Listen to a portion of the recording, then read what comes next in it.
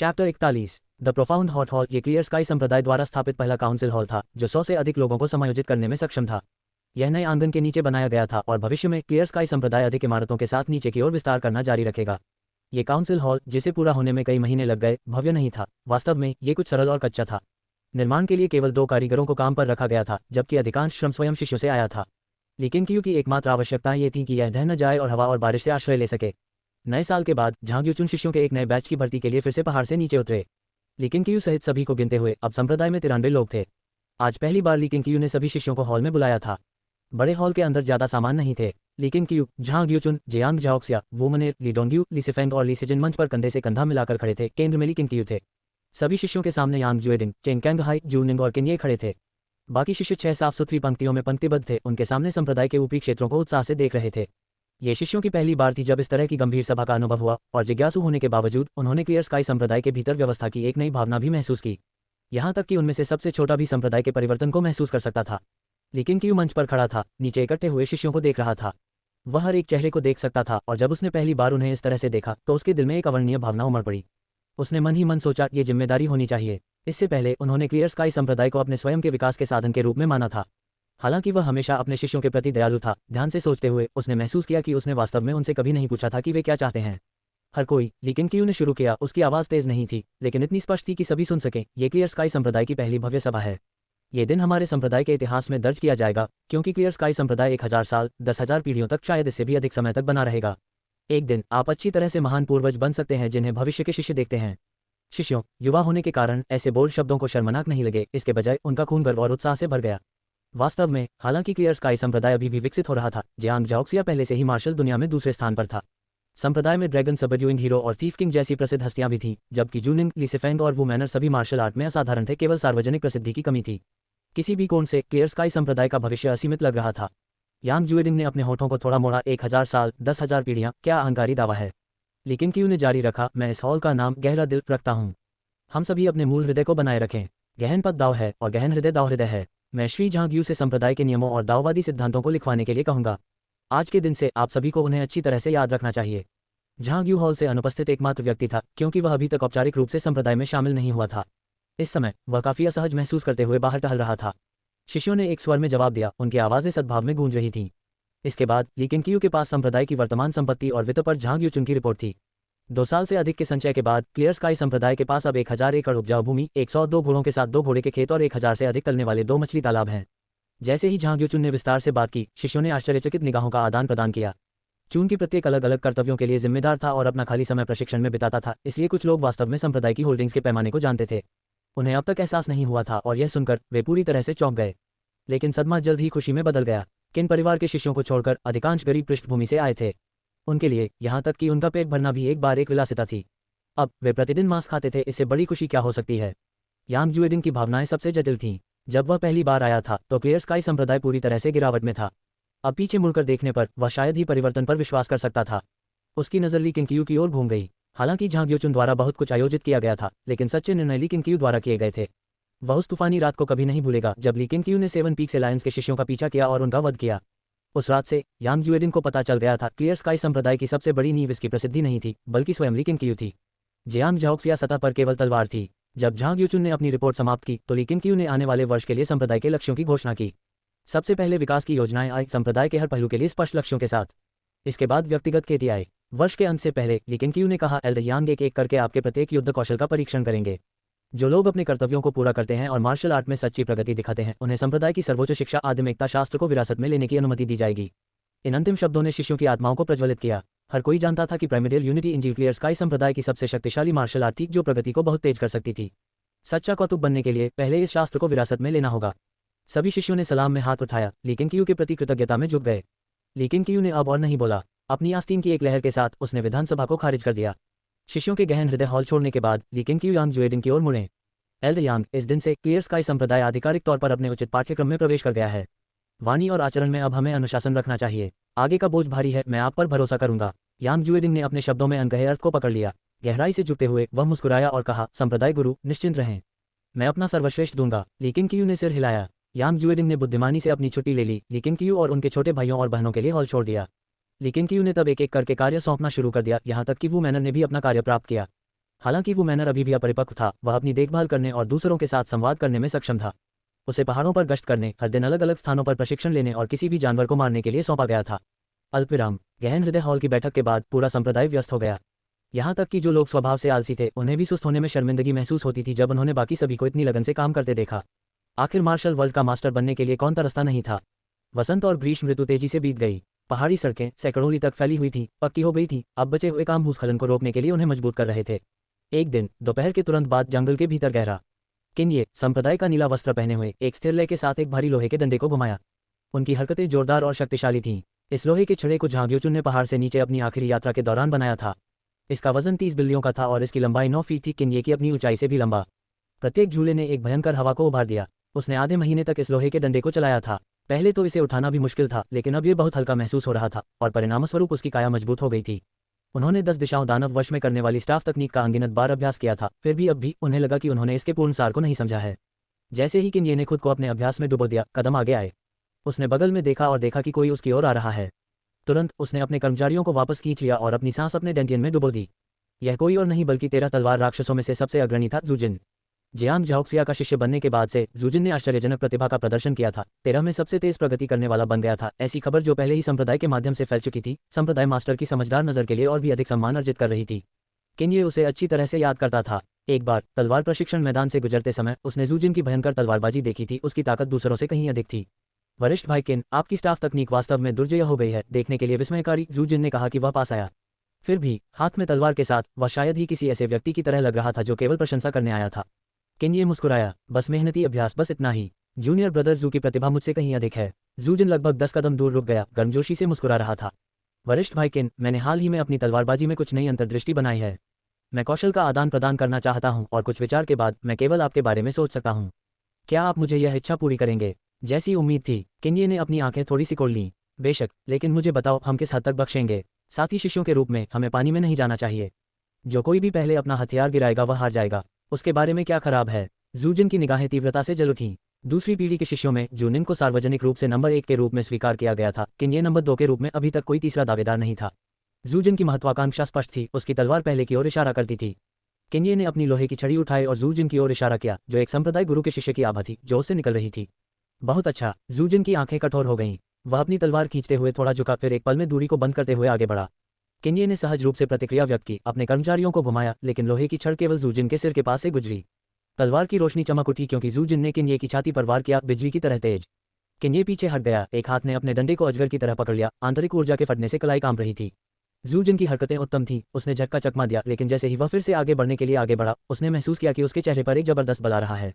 अगले ही पल उसके पूरे शरीर को किनारे की ओर उड़ते हुए भेज दिया गया।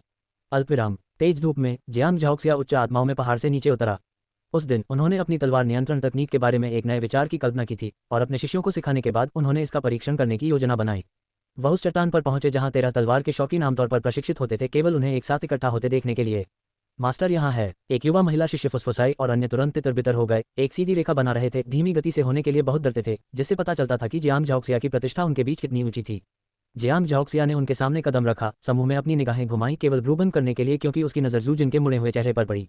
आपके चेहरे को क्या हुआ? यह इतना सूजा हुआ क्यों है? जूजिन का आधा चेहरा लाल और फूला हुआ था, जो आश्चर्यजनक रूप से स्पष्ट था।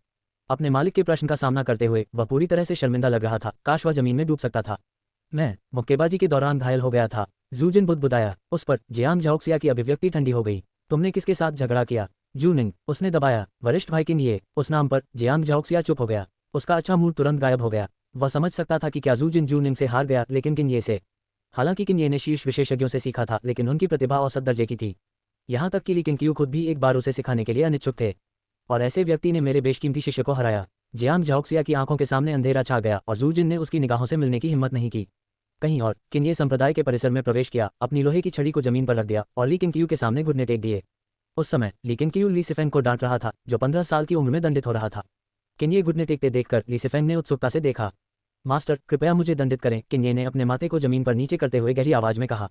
ली किंगक्यू हैरान लग रहा था। मैं तुम्हें क्यों दंडित करूं? मैंने गलती से जूनियर भाई जूजिन को घायल कर दिया। क्या हुआ? मुझे सब कुछ बताओ, पूरी तरह से, विस्तार से। ली किंगक्यू ने भौहें सिकोड़ लीं। जूजिन न केवल जियांग झाओक्सिया के बेशकीमती शिष्य थे, बल्कि उन कुछ लोगों में से एक थे जिन्हें उन्होंने उम्मीद की थी कि एक दिन अमरता के मार्ग पर कदम रख सकते हैं। ली सिफेंग किन्ये की ओर मुड़ा, उसके चेहरे पर एक शरारती मुस्कान फैल गई। स्पष्ट रूप से उसने कुछ अनुमान लगाया था। केन्ये ने कुछ भी नहीं छिपाया और पूरी प्रक्रिया को पूरी तरह से बताया। समाप्त करने के बाद उन्होंने माफी मांगते हुए कहा, 10 दिशाएं दानव वश में करने वाली स्टाफ तकनीक बहुत भयंकर है और इसे रोकना मुश्किल है। ताकत का थोड़ा सा रिसाव भी दूसरों को घायल कर सकता है। अब से मैं साथी शिष्यों के साथ मुक्केबाजी करते समय स्टाफ तकनीक का फिर कभी उपयोग नहीं करूंगा। लेकिन क्यू की अभिव्यक्ति शांत रही क्योंकि उसने पूछा, उसकी चोटें कितनी गंभीर हैं। उसका चेहरा सूज गया। तो फिर आप उससे माफी मांगते हैं? आप किसी के चेहरे पर मारने नहीं जा सकते। अगर आपने उसे कहीं और चोट पहुंचाई होती तो उसके कपड़े उसे ढक सकते थे, लेकिन उसके चेहरे को चोट पहुंचाना उसके स्वामी को निश्चित रूप से पता चल जाएगा। लेकिन क्यू के शब्दों ने किन ये अवाक रह गए। उसने उस बिंदु पर विचार नहीं किया था और इसे सुनने के बाद उसका अपराध और भी गहरा हो गया। अपने सजा के रुख से लीसेफेंग ने हंसते हुए कहा, तीसरा बड़ा भाई एक छोटा आदमी है। आपका काम हो गया है। हो सकता है कि वह अपने शिष्य का बदला लेने के लिए स्वयं आपके लिए आए। केन्ये ने डर नहीं दिखाया। इसके बजाय उन्होंने गंभीरता से कहा, मैं थर्ड मार्शल अंकल से सजा स्वीकार करने को तैयार हूं। लीसेफेंग ने अपने होठों को कल किया और बुदबुदाया, मृत्यु से जीवन को नहीं जानता। कारण जानने के बाद लेकिन क्यू ने इसे दिल पर नहीं लिया और कहा, चूंकि ये दूसरा पक्ष था जिसने स्पा का प्रस्ताव रखा था, आप गलत नहीं हैं। बस अगली बार अधिक सावधान रहें। तीसरा जूनियर ब्रदर स्वभाव से गर्व करता है और आपके लिए परेशानी नहीं पैदा करेगा, लेकिन जूजिन निश्चित रूप से चेहरा बचाने के लिए आएगा। जब ऐसा हो तो सावधान रहें। द्वंद्व और मुक्केबाजी में चोटें अपरिहार्य थीं, लेकिन क्यू ने वास्तव में इसे एक बड़ी बात के रूप में नहीं देखा। ऐसा नहीं था कि वह शिष्यों को पूरी तरह से प्रतिस्पर्धा करने से प्रतिबंधित कर सकता था। हालांकि किन्ये जीत गए थे, लेकिन क्यू ने उनकी प्रशंसा नहीं की क्योंकि उनका यह भी मानना था कि किन्ये को अपनी स्टाफ तकनीक पर बेहतर नियंत्रण की आवश्यकता है। अन्य शिष्य जूजिन की तरह लचीले नहीं थे। ये सुनकर किन्ये अभी भी झिझक रहे थे और उन्होंने थर्ड मार्शल अंकल से माफी मांगने का भी सुझाव दिया। लेकिन क्यू ने उसे जोर से लात मारी जिससे वह उड़ गया। अभी भी परेशानी पैदा करने से संतुष्ट नहीं है, पहले से ही खो जाओ। लेकिन क्यू ने चिढ़कर कहा। किन्ये एक दीवार से टकराने और रुकने से पहले 2 झांक दूर उड़ गए। कोने में उतरते हुए किन्ये ने महसूस किया कि उसके अंदर मंथन हो रहा है और उसके शरीर में दर्द हो रहा है। वह चुपके से अपने गुरु की भयानक ताकत पर आश्चर्यचकित हो गया, फिर जल्दी से उठा और अपनी छुट्टी ले ली। लीसेफेंग ने लेकिन क्यू की ओर देखा और अपनी जीभ पर क्लिक किया। सीनियर भाई, वो बाओयू ने जो स्टाफ तकनीक सिखाई वह शक्तिशाली है। यह अच्छी खबर नहीं है। क्लियर स्काई संप्रदाय को 10 दिशाओं दानव वश में करने वाली स्टाफ तकनीक को दबाने के लिए अपनी खुद की एक मार्शल आर्ट की आवश्यकता है। आप बस अपने बारे में चिंता करते हैं। ठीक से खड़े हो जाओ। लेकिन क्यू ने ठंड से सूंघा। वह लीसेफेंग के पास गया और उसे बट पर पूरी तरह से लात मारी। एक पल में लीसेफेंग के माध्यम से दर्द की एक लहर दौड़ गई जिससे वह लगभग घुटने टेक गया।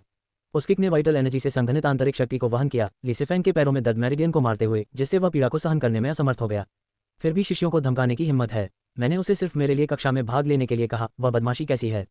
क्या वह आपको मना कर सकता है? ठीक है, बिल्कुल असंभव नहीं है। लेकिन क्यू ने उसे फिर से लात मारी। लीसेफेंग दर्द से करा उठा, अपने दांत निपोल रहा था और जल्दी से माफी मांग ली, कसम खाई कि वह फिर कभी ऐसा नहीं करेगा। शाम के समय एक छोटे से आंगन में युवा बाइनिंगर एक मेज पर बैठ गया, अपने गाल को अपनी हथेली पर टिकाए हुए दूर के पहाड़ों को खाली देख रहा था। एक शिष्य अपने हाथों में 4 जंगली खरगोश लेकर जल्दी से आंगन में दाखिल हुआ। वह मुस्कुराते हुए मेज पर चला गया। हुफैंग, आज की पकड़ 4 खरगोश, प्रत्येक का वजन लगभग 5 बिल्लियों का है। बाइनिंगर अपने आप में वापस आए, अपना ब्रश उठाया और उसके सामने बही खाता में कैच रिकॉर्ड करना शुरू कर दिया। फिर से खरगोश क्यों? क्या आप सभी पहाड़ी खरगोशों को मिटाने की योजना बना रहे हैं? उन्होंने पूछा। प्राचीन महान पर्वत श्रृंखला विशाल है, संभवतः उन सभी को नहीं पकड़ सकती है। अगर यहाँ के खरगोश पकड़े जाते हैं तो अन्य लोग कहीं और से चरने आएंगे। इसके अलावा जब हम खरगोश का मांस खाते हैं तो मैंने कभी आपको काटने से इनकार करते नहीं देखा। हुफैंग ने हल्की झुंझलाहट के साथ कहा, लेकिन जब बाइनिंगर ने ध्यान से अपना योगदान लिखा तो उसका चेहरा तुरंत चमक उठा। इससे पहले कि आप उन्हें नीचे रखें और चले जाएं, उन्हें ठीक से बांधें, बाइनिंगर ने याद दिलाया। हुफैंग ने एक शब्द के साथ स्वीकार किया। खरगोशों को आंगन के पीछे ले गए। यह क्षेत्र पहले से ही फलों और खेल से भरा हुआ था, शिष्यों की दैनिक फसल। बाइनिंगर का कर्तव्य हर दिन इन चीजों को रिकॉर्ड करना था। रिकॉर्ड के साथ शिष्यों की प्रेरणा उच्च रही। हुफैंग के जाने के बाद बाइनिंगर मेज पर लेट गई और आह भरी। ऐसे दिन कब खत्म होंगे? क्योंकि उन्होंने बचपन से ही सुलेख का अभ्यास किया था और उनका शरीर कमजोर था, इसलिए उनके वरिष्ठ भाई ने उन्हें ये कर्तव्य सौंपा। बेशक बड़ा कारण ये था कि उनके वरिष्ठ भाई प्रशिक्षण के लिए अधिक समय चाहते थे। वह बड़ा भाई हमेशा उसकी अच्छी देखभाल करता था, इसलिए वह मना नहीं कर सकता था। अब सुबह के व्यायाम के अलावा उन्होंने प्रत्येक दिन का अधिकांश समय इस आंगन में बिताया, वास्तव में एक नीरस जीवन। जैसे ही बाइनिंगर ने फिर से आह भरी, एक तीखी मूत्र गंध उमड़ पड़ी जिससे वह भौहें सिकोड़ उठी। उसे यह जानने के लिए मुड़ने की भी जरूरत नहीं थी कि पास में एक जंगली सुअर ने खुद को राहत दी थी। उसे दिन भर का काम पूरा होने से पहले अन्य शिष्यों के आने और खेल को दूर करने और आंगन को साफ करने का इंतजार करना होगा। यद्यपि भुना हुआ सुअर का मांस स्वादिष्ट था, वह वास्तव में जीवित सुअरों से घृणा करता था। वे गंदे बदबूदार जीव थे जो लगातार सूंघते थे। चूंकि क्लियर स्काई संप्रदाय एक मार्शल संप्रदाय था, इसलिए इसके शिष्यों ने बहुत अधिक मांस खाया। कई लोगों को शिकार करने का काम सौंपा गया था जो प्रतिदिन नए खेल लाते थे। हर बार जब झांग्योचुन पहाड़ से नीचे जाता था तो उसने सूखा या ठीक किया हुआ मांस भी खरीदा। नीचे के ग्रामीण कभी कभी अनाज के लिए मांस का व्यापार करते थे, इसलिए संप्रदाय के शिष्य हर भोजन में मांस नहीं खा सकते थे, वे हर दिन इसका स्वाद ले सकते थे। जब वह पहली बार पहुंचे तो बाइनिंगर इस तरह के व्यवहार से बहुत प्रभावित हुए थे, लेकिन समय के साथ असंतोष पैदा हो गया। वह मार्शल आर्ट का अभ्यास करना चाहता था। जैसा कि उन्होंने याद किया, समय तेजी से बीतता गया। शाम होते होते 5 शिष्य आंगन में प्रवेश कर गए। उन्हें देखकर बाइनिंगर ने जोर से जयकार की, फिर जल्दी से अपना बही खाता पैक किया और बाहर भाग गया। 5 शिष्य, जो लंबे समय से उनके व्यवहार के आदी थे, ने बस खेल और उत्पादन को इकट्ठा करना शुरू कर दिया। एक बार बाहर निकलने के बाद बाइनिंगर पहाड़ी रास्ते पर चली गई। उसने आज रात सुस्त होने और कल जल्दी आंगन साफ करने का फैसला किया। इसे अकेले करना थका देने वाला था। उसे अपने वरिष्ठ भाई को ढूंढना था और शिकायत करनी थी ताकि वह मदद कर सके। छोटे भाई आगे, कृपया प्रतीक्षा करें। पीछे से एक महिला की आवाज आई। बाइनिंगर रुकी और मुड़ी तो देखा कि 2 महिलाएं पहाड़ी रास्ते पर चल रही हैं। सामने वाले ने हरे छोटे कद के कपड़े पहने हुए थे, लगभग 15 या 16 साल की लग रही थी। एक नाजुक मनमोहक चेहरे और जुड़वां चोटी के साथ उसकी दृष्टि ने तुरंत बाइनिंगर की आंखों को पकड़ लिया। उसके पीछे सादे सफेद वस्त्र पहने एक महिला थी, उसके चेहरे को ढकने वाला एक हल्का घूंघट।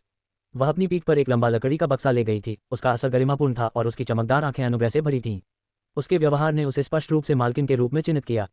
पहाड़ के नीचे से आने वाले आगंतुक। बाइनिंगर को उत्सुकता महसूस हुई लेकिन घबराहट नहीं हुई। उसकी एक चिल्लाहट साथी शिष्यों को बुलाती थी और इसके अलावा ये दोनों हानिरहित दिखते थे, कोमल, यहाँ तक कि शक्तिहीन भी। जब वे पास पहुंचे तो बाइनिंगर ने पूछा, तुम दोनों कौन हो? हरे रंग की लड़की मुस्कुराए। मेरा नाम सुजिलिंग है। मेरी महिला का उपनाम जू है। हमें लियू फेंजोहू द्वारा पेश किया गया था और हम अपने संप्रदाय मास्टर से किसी बात के बारे में बात करना चाहते हैं। क्या आप हमें रास्ता दिखा सकते हैं? वह 14 वर्षीय बाइनिंगर से ज़्यादा लंबी नहीं थी, इसलिए वह उससे सावधान महसूस नहीं करता था। आह मास्टर लियू, वह एक अच्छा आदमी है। पहाड़ी सड़क उसकी बदौलत बनाई गई थी। चलो, ये लगभग रात के खाने का समय है। संप्रदाय मास्टर को ढूंढना मुश्किल नहीं होना चाहिए। बाइनिंगर खुशी खुशी सहमत हो गई, अपना हाथ लहराया और रास्ता दिखाया। सुजिलिंग और सफ़ेद कपड़े पहने महिला ने बारीकी से पीछा किया। सुजिलिंग स्पष्ट रूप से क्लियर स्काई संप्रदाय से मोहित होकर सवाल पूछने लगी। बाइनिंगर ने उन्हें एक एक करके उत्तर दिया। वे सभी तुच्छ मामले थे। क्या संप्रदाय शांतिपूर्ण था? क्या कई मार्शल मेहमान आए और चले गए? क्या डाकू कभी पहाड़ पर चढ़े थे? रास्ते में अन्य क्लियर स्काई संप्रदाय के शिष्यों ने 2 महिलाओं के बारे में पूछा। लियू फेंजोहू का नाम सुनकर वे तुरंत समझ गए और उन्हें नहीं रोका। धूप की एक छड़ी के समय के बाद वे पहाड़ के ऊपर आंगन में पहुंचे। लेकिन कियू को एक लंबी मेज पर बैठे देखकर बाइनिंग सुजिलिंग और उसकी मालकिन का परिचय कराने के लिए दौड़ी। आपने अच्छा किया है, आज रात के खाने के लिए यहाँ रुकें, अपने आप को एक सीट ढूंढें, लेकिन कियू ने कहा, खड़े होने और 2 महिलाओं की ओर चलने से पहले बाइनिंगर के सिर को मुस्कुराते हुए। बाइनिंगर मुस्कुराई, मूर्खता से खुशी से अपना सिर रगड़ रही थी। उससे दूर होकर लेकिन कियू ने अपना दाव वंश पैनल खोला और देखा कि बच्चे की वफादारी थोड़ी बढ़ गई थी। वह संतुष्टि के साथ मुस्कुराया। बच्चों को खुश करना वास्तव में आसान था। 2 महिलाओं के पास जाकर लेकिन कियू मुस्कुराया। चूंकि भाई लियू ने आपकी सिफारिश की थी, क्या हम अंदर बात करेंगे?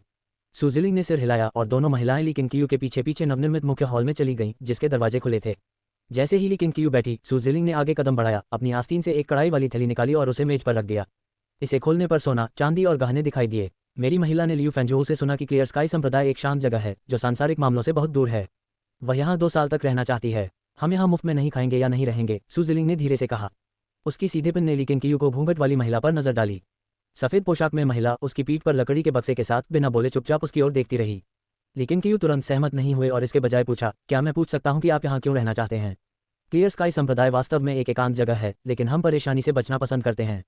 सुजिलिंग ने उत्तर दिया, शाही दरबार विद्रोही ताकतों को दबाने के लिए एक बड़े पैमाने पर अभियान चला रहा है। भूमि हर जगह अराजकता में है, केवल प्राचीन महान पर्वत श्रृंखला शांतिपूर्ण बनी हुई है। मेरी महिला गुजो की एक प्रसिद्ध विद्वान है जिनका नाम झूयान है। वह संघर्ष और संघर्ष से घृणा करती है। आपने उसका नाम सुना होगा। लेकिन कियू ने वास्तव में नहीं किया था। वह मार्शल अफेयर्स से परिचित थे लेकिन साहित्यिक दुनिया के बारे में बहुत कम जानते थे। उस मामले में मैं सहमत हूँ, लेकिन कियू ने थोड़ी झिझक के बाद कहा, मुस्कुराते हुए, क्योंकि वह नेतृत्व करने के लिए खड़ा था। हॉल से बाहर निकलने के बाद उन्होंने उनके लिए आवास की व्यवस्था करने के लिए एक शिष्य को बुलाया। 2 महिलाओं के प्रस्थान करने वाले आंकड़ों को देखकर लेकिन कियू मदद नहीं कर सका, लेकिन आहें भर सकता था। यह मार्शल दुनिया वास्तव में छिपे हुए आंकड़ों से भर गई थी।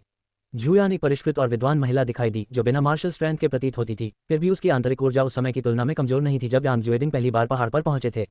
जहां तक उसके नौकर सुजिलिंग का सवाल है, वह और भी आश्चर्यजनक थी। उसकी महत्वपूर्ण ऊर्जा सबसे गहरी थी जिसे उसने कभी महसूस किया था, यहां तक कि 7 पीक्स एलायंस के लू ताइडो से भी आगे निकल गई थी। उनके जैसे मार्शल कौशल के साथ कोई आश्चर्य नहीं कि वे सुरक्षित रूप से पहाड़ पर चढ़ गए थे। स्पष्ट रूप से उन्होंने कुछ गुप्त कला की खेती की जो उनकी ऊर्जा को छुपाती थी। रास्ते में किसी भी शिष्य ने उन्हें नहीं पहचाना था। लेकिन कियू मंद मंद मुस्कुराए और खाने के लिए डाइनिंग टेबल की ओर चल दिए।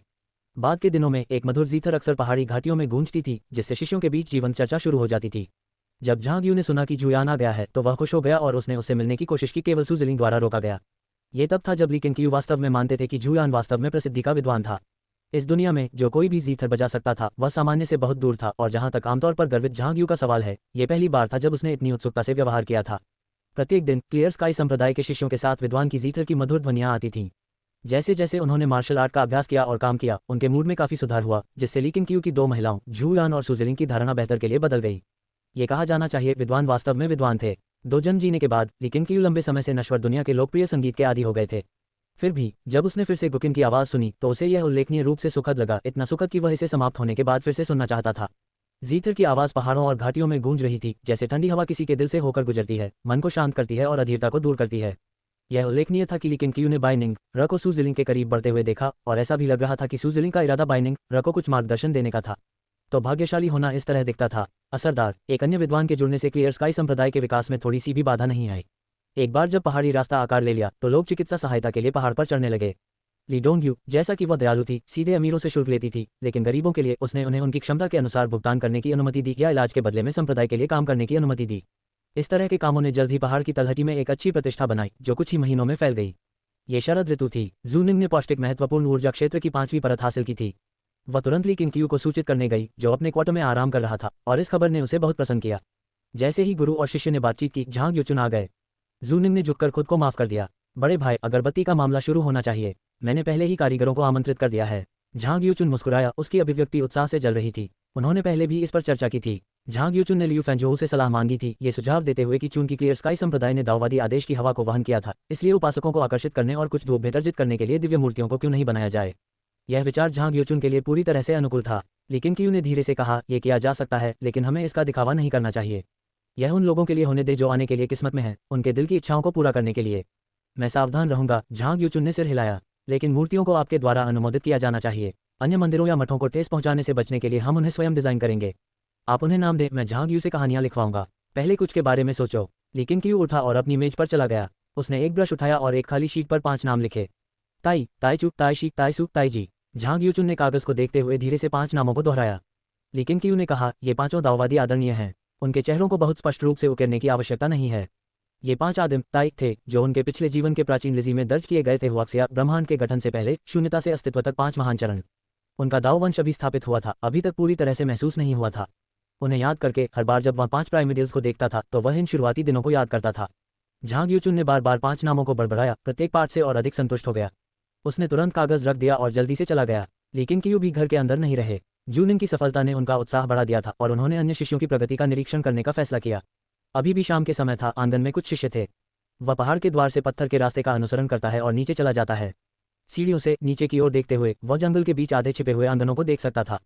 कुछ शिष्यों ने घोड़ों का नेतृत्व किया, आपूर्ति ढोई, दूसरों ने मुर्गियों और बत्तखों का पीछा किया। हर जगह जीवन से भरा हुआ। ये देखकर वह मुस्कुरा उठी। 3 आंगनों से गुजरने के बाद ली क्यू रुक गया। उसकी नज़र एक युवा महिला पर पड़ी, जो कुछ ही दूरी पर एक पेड़ के नीचे ध्यान कर रही थी। वह महिला लियू फेंजोऊ की बेटी थी, लियू यान। जब से उसकी वफादारी 90 अंक तक बढ़ गई थी, लेकिन क्यू ने उसे सर्वोच्च शुद्धता आदिमेकता शास्त्र की पहली परत सिखाई थी। उसने 10 दिनों तक खेती की थी, लेकिन अभी तक पौष्टिक महत्वपूर्ण ऊर्जा क्षेत्र की पहली परत तक नहीं पहुंची थी। लेकिन क्यू एक पल के लिए झिझका, फिर उसकी ओर चल दिया। हालांकि लियू फेंजोऊ मोटा और सादा था, लेकिन उसकी बेटी लियू यान नाजुक और प्यारी थी। वर्षों से कमजोर और बीमार होने के कारण उसका पतला शरीर हमेशा लिन दायु के लिए क्वीन क्यू को याद दिलाता था रेड चैम्बर का ड्रीम। वह उसके पास गया और अपने बागे से अंगूठे के आकार का नीला क्रिस्टल ले लिया। इसे पकड़ो। उसकी आवाज़ ने लियू यान को चौंका दिया, जिसने अपनी आंखें चौड़ी कर लीं।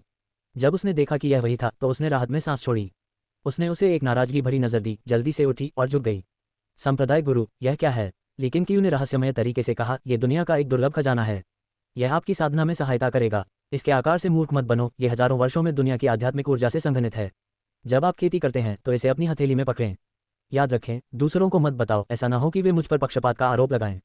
मेरे पास हर किसी के लिए ये पर्याप्त नहीं है। ये सुनकर लियू यान ने स्पिरिट स्टोन को स्वीकार कर लिया। लेकिन क्यू जाने के लिए मुड़ा। उसने ऊपर देखा और पूछा, संप्रदाय गुरु, आप मुझ पर इतने दयालु क्यों हैं? लेकिन क्यू ने बिना पीछे देखे अपना हाथ लहराया। क्योंकि आपके पास एक अच्छा पिता है। अल्पविराम। जब चंद्रमा पड़ा और सूरज उगाया, तो शिष्यों ने सुबह का अभ्यास समाप्त किया। जैसे ही वे तितर बितर हो रहे थे, एक ने अचानक कहा कि संप्रदाय दूसरों की जिज्ञासा को आकर्षित करते हुए दिव्य मूर्तियों को स्थापित करने की तैयारी कर रहा था। ये खबर तेजी से फैल गई। अधिक से अधिक शिष्य पहाड़ के द्वार के नीचे नवनिर्मित आंगन में एकत्र हुए। कारीगरों को पत्थर की आकृतियों को उकेरते हुए देख रहे थे। 5 ताई दिल के भीतर निवास करते हैं। 8 दिशाओं से धूप उठती है। साफ आकाश सूर्य आकाश की तरह उगता है। आकाश और पृथ्वी उसके प्रकाश पर तैरते हैं। झांग यू एक चक्की के पत्थर पर बैठ गया। हाथ में बांस का पंखा इत्मीनान से बड़बड़ा रहा था। वह बहुत अच्छे मूड में था। मूर्तियों को डिजाइन करने में मदद करने से उसे उपलब्धि की भावना मिली। जैसे ही उसने भीड़ को स्कैन किया, उसने अचानक 2 आकृतियां देखीं और तुरंत सीधा हो गया। अब इधर उधर घूमने की हिम्मत नहीं कर रहा था। झूयान और सू जिलिंग आंगन में प्रवेश कर चुके थे। झूयान ने अभी भी अपना घूंघट पहना था, कोमल और रहस्यमय, और झांग यू पूरी तरह से मंत्रमुग्ध था। सू जिलिंग ने दबे पांव की बाइनिंगर को करीब खींच लिया और उत्सुकता से पूछा, आपका क्लियर स्काई संप्रदाय किस देवता या अमर की पूजा करता है? बाइनिंगर गर्व से मुड़ी।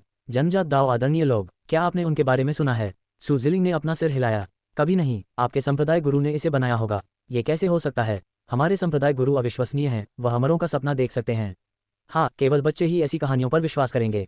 हे बाय निंग, केवल हंसी, बहस करने के लिए बहुत आलसी। झूयान की नज़र भीड़ के बीच से गुजरी और लीकिन की ऊपर पड़ी, जो कारीगरों के बगल में खड़े थे। ये निर्देश दे रहे थे कि 5 आदिम के रूपों को कैसे तराशा जाए। अच्छा नहीं, कुछ भयानक हुआ है। एक शिष्य पसीने से लथपथ होकर घुटनों पर हाथ रखकर जोर जोर से हौंकते हुए आंगन में घुस गया। हर कोई रास्ता बनाने के लिए मुड़ा ताकि लीकिन क्यू उसे देख सके। झांग यूचुन और यांग जुएडिंग भी मौजूद थे। शिष्य को इतना उन्मत्त देखकर वे हैरान रह गए। वह आमतौर पर इतना लापरवाह नहीं था। क्या गलत है? धीरे बोलो, झांग यूचुन ने भौहें चढ़ा दी। शिष्य ने ये कहने से पहले अपनी सांस पकड़ ली। प्राचीन महान पर्वत श्रृंखला से एक संप्रदाय आ गया है। वे 100 ली दूर अपने संप्रदाय की स्थापना कर रहे हैं। उन्होंने संदेश भेजा, क्लियर स्काई संप्रदाय को कभी भी शी नदी पार नहीं करनी चाहिए। शी नदी प्राचीन महान पर्वत श्रृंखला से होकर बहती थी। क्लियर स्काई संप्रदाय की तलहटी इसके किनारे बैठी थी। चूंकि संप्रदाय पर्वत श्रृंखला के केंद्र में स्थित नहीं था, इसलिए इस तरह का विभाजन उनके क्षेत्र को सीमा के एक कोने तक सीमित कर देगा। अपमानजनक, किस तरह का संप्रदाय इस तरह के अहंकार की हिम्मत करता है? यांग जुएडिंग धारने लगा। दूत ने तुरंत उत्तर दिया, वे खुद को पूर्ण संत संप्रदाय कहते हैं।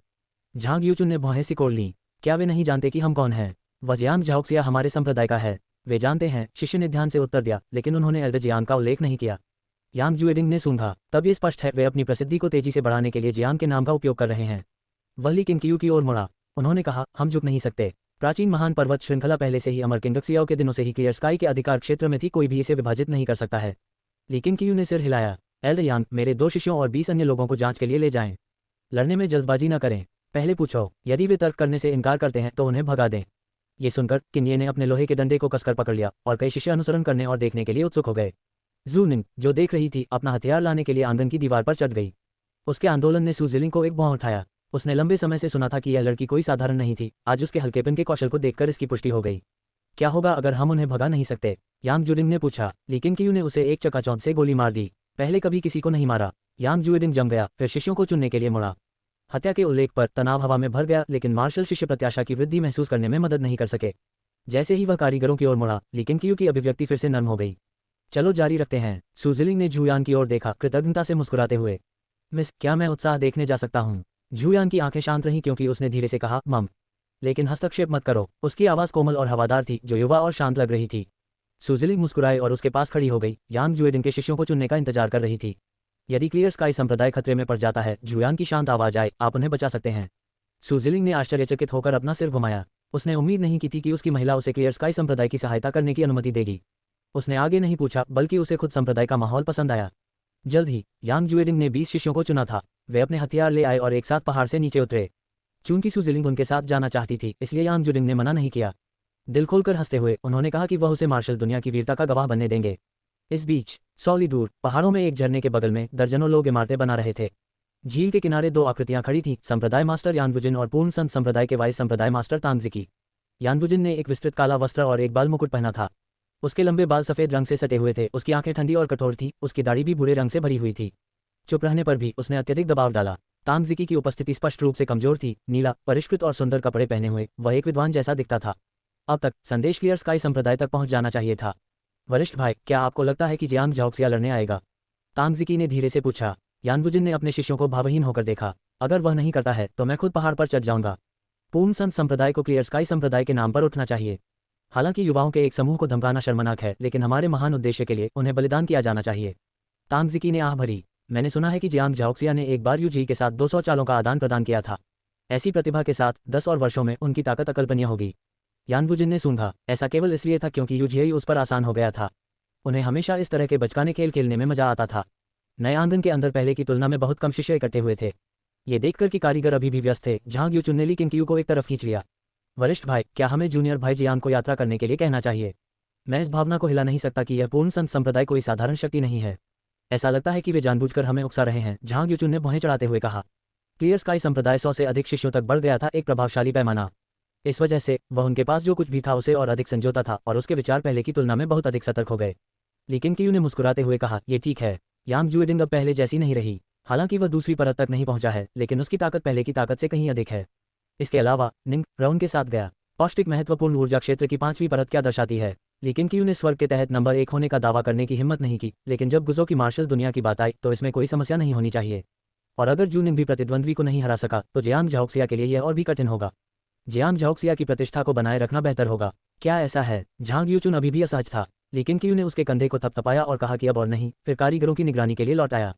चूंकि वे अगरबत्ती स्थापित कर रहे थे, इसलिए उन्हें एक उचित पौराणिक प्रणाली बनाने की आवश्यकता थी।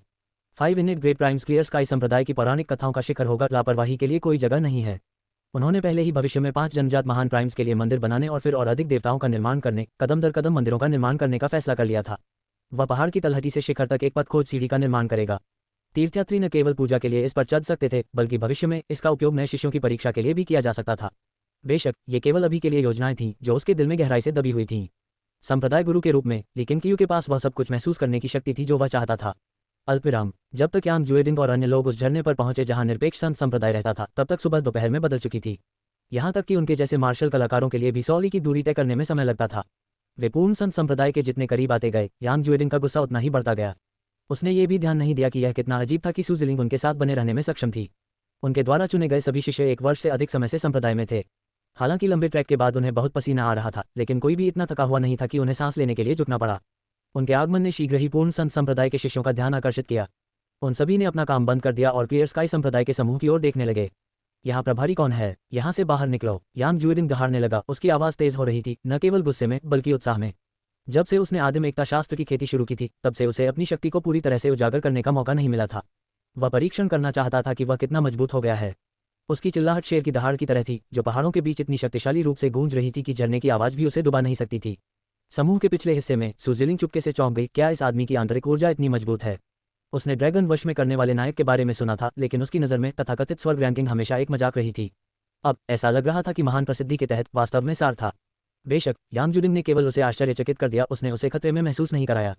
वह पास में एक भयानक आभा महसूस कर सकती थी और उसकी आंखें चारों ओर स्कैन कर रही थीं, लेकिन वह ये नहीं पा सकी कि वह व्यक्ति कहाँ छिपा हुआ था। आप क्लियर स्काई संप्रदाय से हैं? एक निरपेक्ष संत संप्रदाय के शिष्य ने एक छत से नीचे छलांग लगाई, अपने ब्लेड को यांग जुएडिंग की ओर एक मजाकिया अभिव्यक्ति के साथ इशारा किया। अन्य निरपेक्ष संत संप्रदाय के शिष्यों ने भी यांग जुएडिंग के समूह को देखकर दुर्भावनापूर्ण मुस्कुराहट प्रकट की, जैसे कि वे शिकार थे। बकवास! क्या आप यहाँ के नेता हैं? यांग जुएडिंग फिर से चिल्लाया, आगे बढ़ते हुए उसका बागे फड़फड़ाता हुआ, जैसे कोई भयंकर बाघ आगे बढ़ रहा हो। उसकी गति डरा रही थी। तुम मुझे ढूंढ रहे हो? पहाड़ों में एक गड़गड़ाहट की आवाज़ गूंज उठी, जिससे क्लियर स्काई संप्रदाय के शिष्यों की निगाहें ऊपर की ओर आ गईं। यांग जुएडिंग, जूनिंग और सु जिलिंग के अलावा हर दूसरे शिष्य ने अपनी आंखें चौड़ी कर लीं। उनकी निगाहें झरने की चोटी पर पड़ी, जहां उन्होंने यांग वुजिन को उसके ऊपर खड़ा देखा। उसके शरीर के चारों ओर पानी के छींटे पड़ गए, क्योंकि वह ऊपर से क्लियर स्काई संप्रदाय के समूह को देख रहा था। झरना 10 झांग लंबा था। उनकी आंखों के सामने यांग वुजिन ने शान से छलांग लगाई, एक उड़ने वाले जंगली हंस की तरह झील के किनारे लगातार उतरने के लिए। कपकपी का एक निशान भी नहीं देखा जा सकता था। उनके हल्केपन के कौशल ने क्लियर स्काई संप्रदाय के शिष्यों को अवाक कर दिया। किन्ये ने अपने लोहे के डंडे को कसकर जकड़ लिया। हल्केपन के उस प्रदर्शन से वह जानता था कि यह आदमी कोई साधारण प्रतिद्वंद्वी नहीं था। यांग जुएडिंग की अभिव्यक्ति गंभीर हो गई। उसके लिए इतनी ऊंचाई से छलांग लगाने और अपने बल को उतारने के बिना उतरने के लिए अगर उसने कोशिश की तो उसके पैर बाहर निकल जाते। इस व्यक्ति की साधना गहरी और अथाह थी। यांग वुजिन ने अपने सामने समूह का सर्वेक्षण किया, जल्द ही भौहें चढ़ा दी। तभी तांग ज़ी पास के जंगल से बाहर चला गया। ड्रैगन वश में करने वाला नायक यांग जुएडिंग। असीम सागर के तलवार संत के साथ आपके द्वंद्व के बाद से आप बिना किसी निशान के गायब हो गए। मैंने कभी नहीं सोचा था कि आप क्लियर स्काई संप्रदाय में शामिल होंगे। तांग ज़ी ने यांग जुएडिंग पर अपनी आंखें टिकी, क्योंकि वह मुस्कुराते हुए उसके पास आ रहा था। यांग जुएडिंग ने कसकर भौहें सिकोड़ लीं। अंत में कुछ याद करने से पहले एक पल के लिए उसका अध्ययन किया। आश्चर्य के संकेत के साथ उसने पूछा, लिचुआन के तांग परिवार के तांग ज़ी? तांग ज़ी मुस्कुराया। दरअसल हम 5 साल पहले जुआनडांग में मिले थे। मुझे उम्मीद नहीं थी कि भाई यांग अब भी मुझे याद करेंगे। यांग जुडिंग ने मुस्कान वापस नहीं की। इसके बजाय उसने सावधानी से पूछा, आप एक कुलीन परिवार के वंशज हैं? क्या आप जुआनडांग में यात्रा नहीं कर रहे थे? आप मार्शल की दुनिया में कैसे घुल मिल गए? पूर्ण संत संप्रदाय में आपकी स्थिति क्या है? क्लियर स्काई संप्रदाय के शिष्य तनावग्रस्त हो गए, क्योंकि यांग जुएडिंग की प्रभावशाली आभा फीकी पड़ गई। केवल कुलीन परिवार शब्द ही उनके दिलों पर भारी दबाव डालने के लिए काफ़ी थे। वे सभी गरीब परिवारों से थे और बचपन से ही उनके माता पिता ने उनसे कहा था, कुलीन परिवारों को उकसाया नहीं जाना चाहिए। यदि पूर्ण संत संप्रदाय को एक कुलीन परिवार का समर्थन प्राप्त होता तो इसकी नींव पूरी तरह से अलग स्तर पर होती। क्लियर स्काई संप्रदाय गिरते किन परिवार की मदद से भी काफ़ी बदल गया था, फिर भी किन परिवार अभी भी एक सच्चा कुलीन घर बनने से बहुत दूर था। मैं अपना परिचय देना लगभग भूल ही गया था। तांग ज़ी ने यांग वुजिन की ओर इशारा करते हुए मुस्कुराते हुए कहा, मैं अब पूर्ण संत संप्रदाय का उपसंप्रदाय मास्टर हूँ और यह हमारा संप्रदाय गुरु यांग वुजिन है। यांग वुजिन? यांग जुएडिंग ने खुद से बुदबुदाया। वह कई सालों तक मार्शल वर्ल्ड में घूमता रहा था, लेकिन ऐसा नाम कभी नहीं सुना था। तांग ज़ी ने एक फीकी मुस्कान के साथ जारी रखा, यह सामान्य है कि आपने उसके बारे में नहीं सुना है। उन्होंने बचपन से ही मार्शल आर्ट का अभ्यास किया है और एकांत में खेती करने में 30 साल बिताए हैं।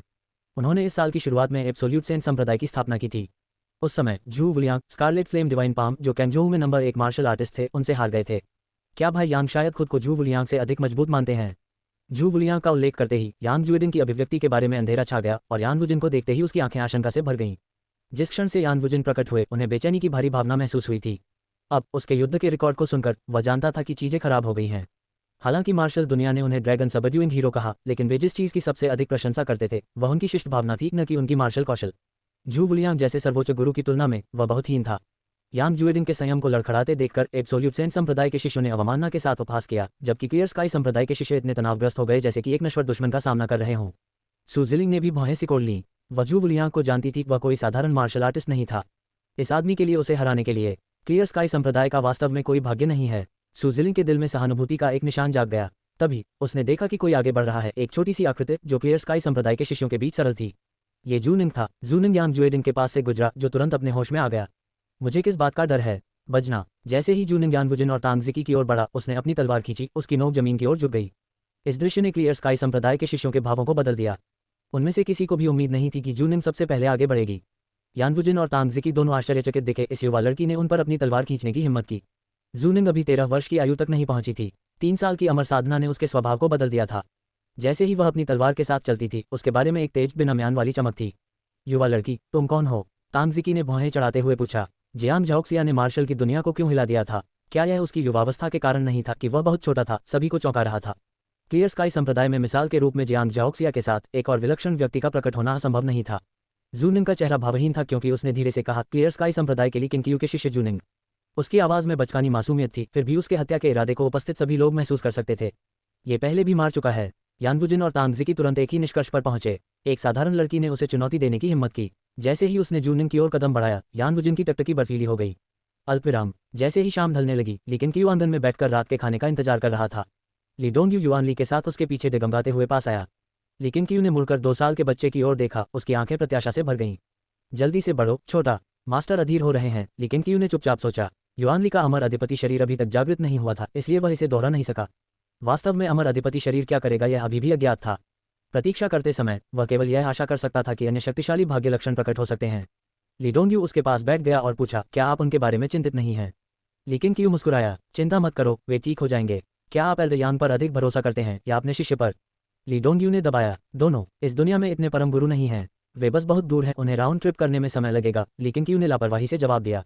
लेकिन सच में वह उतना शांत नहीं था जितना वह दिखाई देता था। पूरे दिन के दौरान वह इस बात की गिनती खो चुका था कि उसने कितनी बार दाव वंश पैनल की जांच की थी। ये पुष्टि करने के बाद कि शिष्यों की संख्या कम नहीं हुई है, उन्होंने अंततः आराम किया। ली डोंगयू ने बुदबुदाया, मुझे अभी भी लगता है कि पूर्ण संत संप्रदाय सरल नहीं है। आखिरकार इतने सालों से किसी भी अन्य संप्रदाय ने हमारे क्षेत्र पर कब्जा करने की हिम्मत नहीं की। उसी समय लेकिन क्यू की आंखों के सामने अचानक एक सूचना दिखाई दी। चूंकि क्लियर स्काई संप्रदाय ने अपनी पहली पौराणिक पत्थर की मूर्ति स्थापित की है, जिससे धूप विरासत का मार्ग शुरू हुआ है, आपको एक भाग्यशाली भाग्य का अवसर प्राप्त हुआ है। लेकिन क्यू एक पल के लिए ठिठक गया।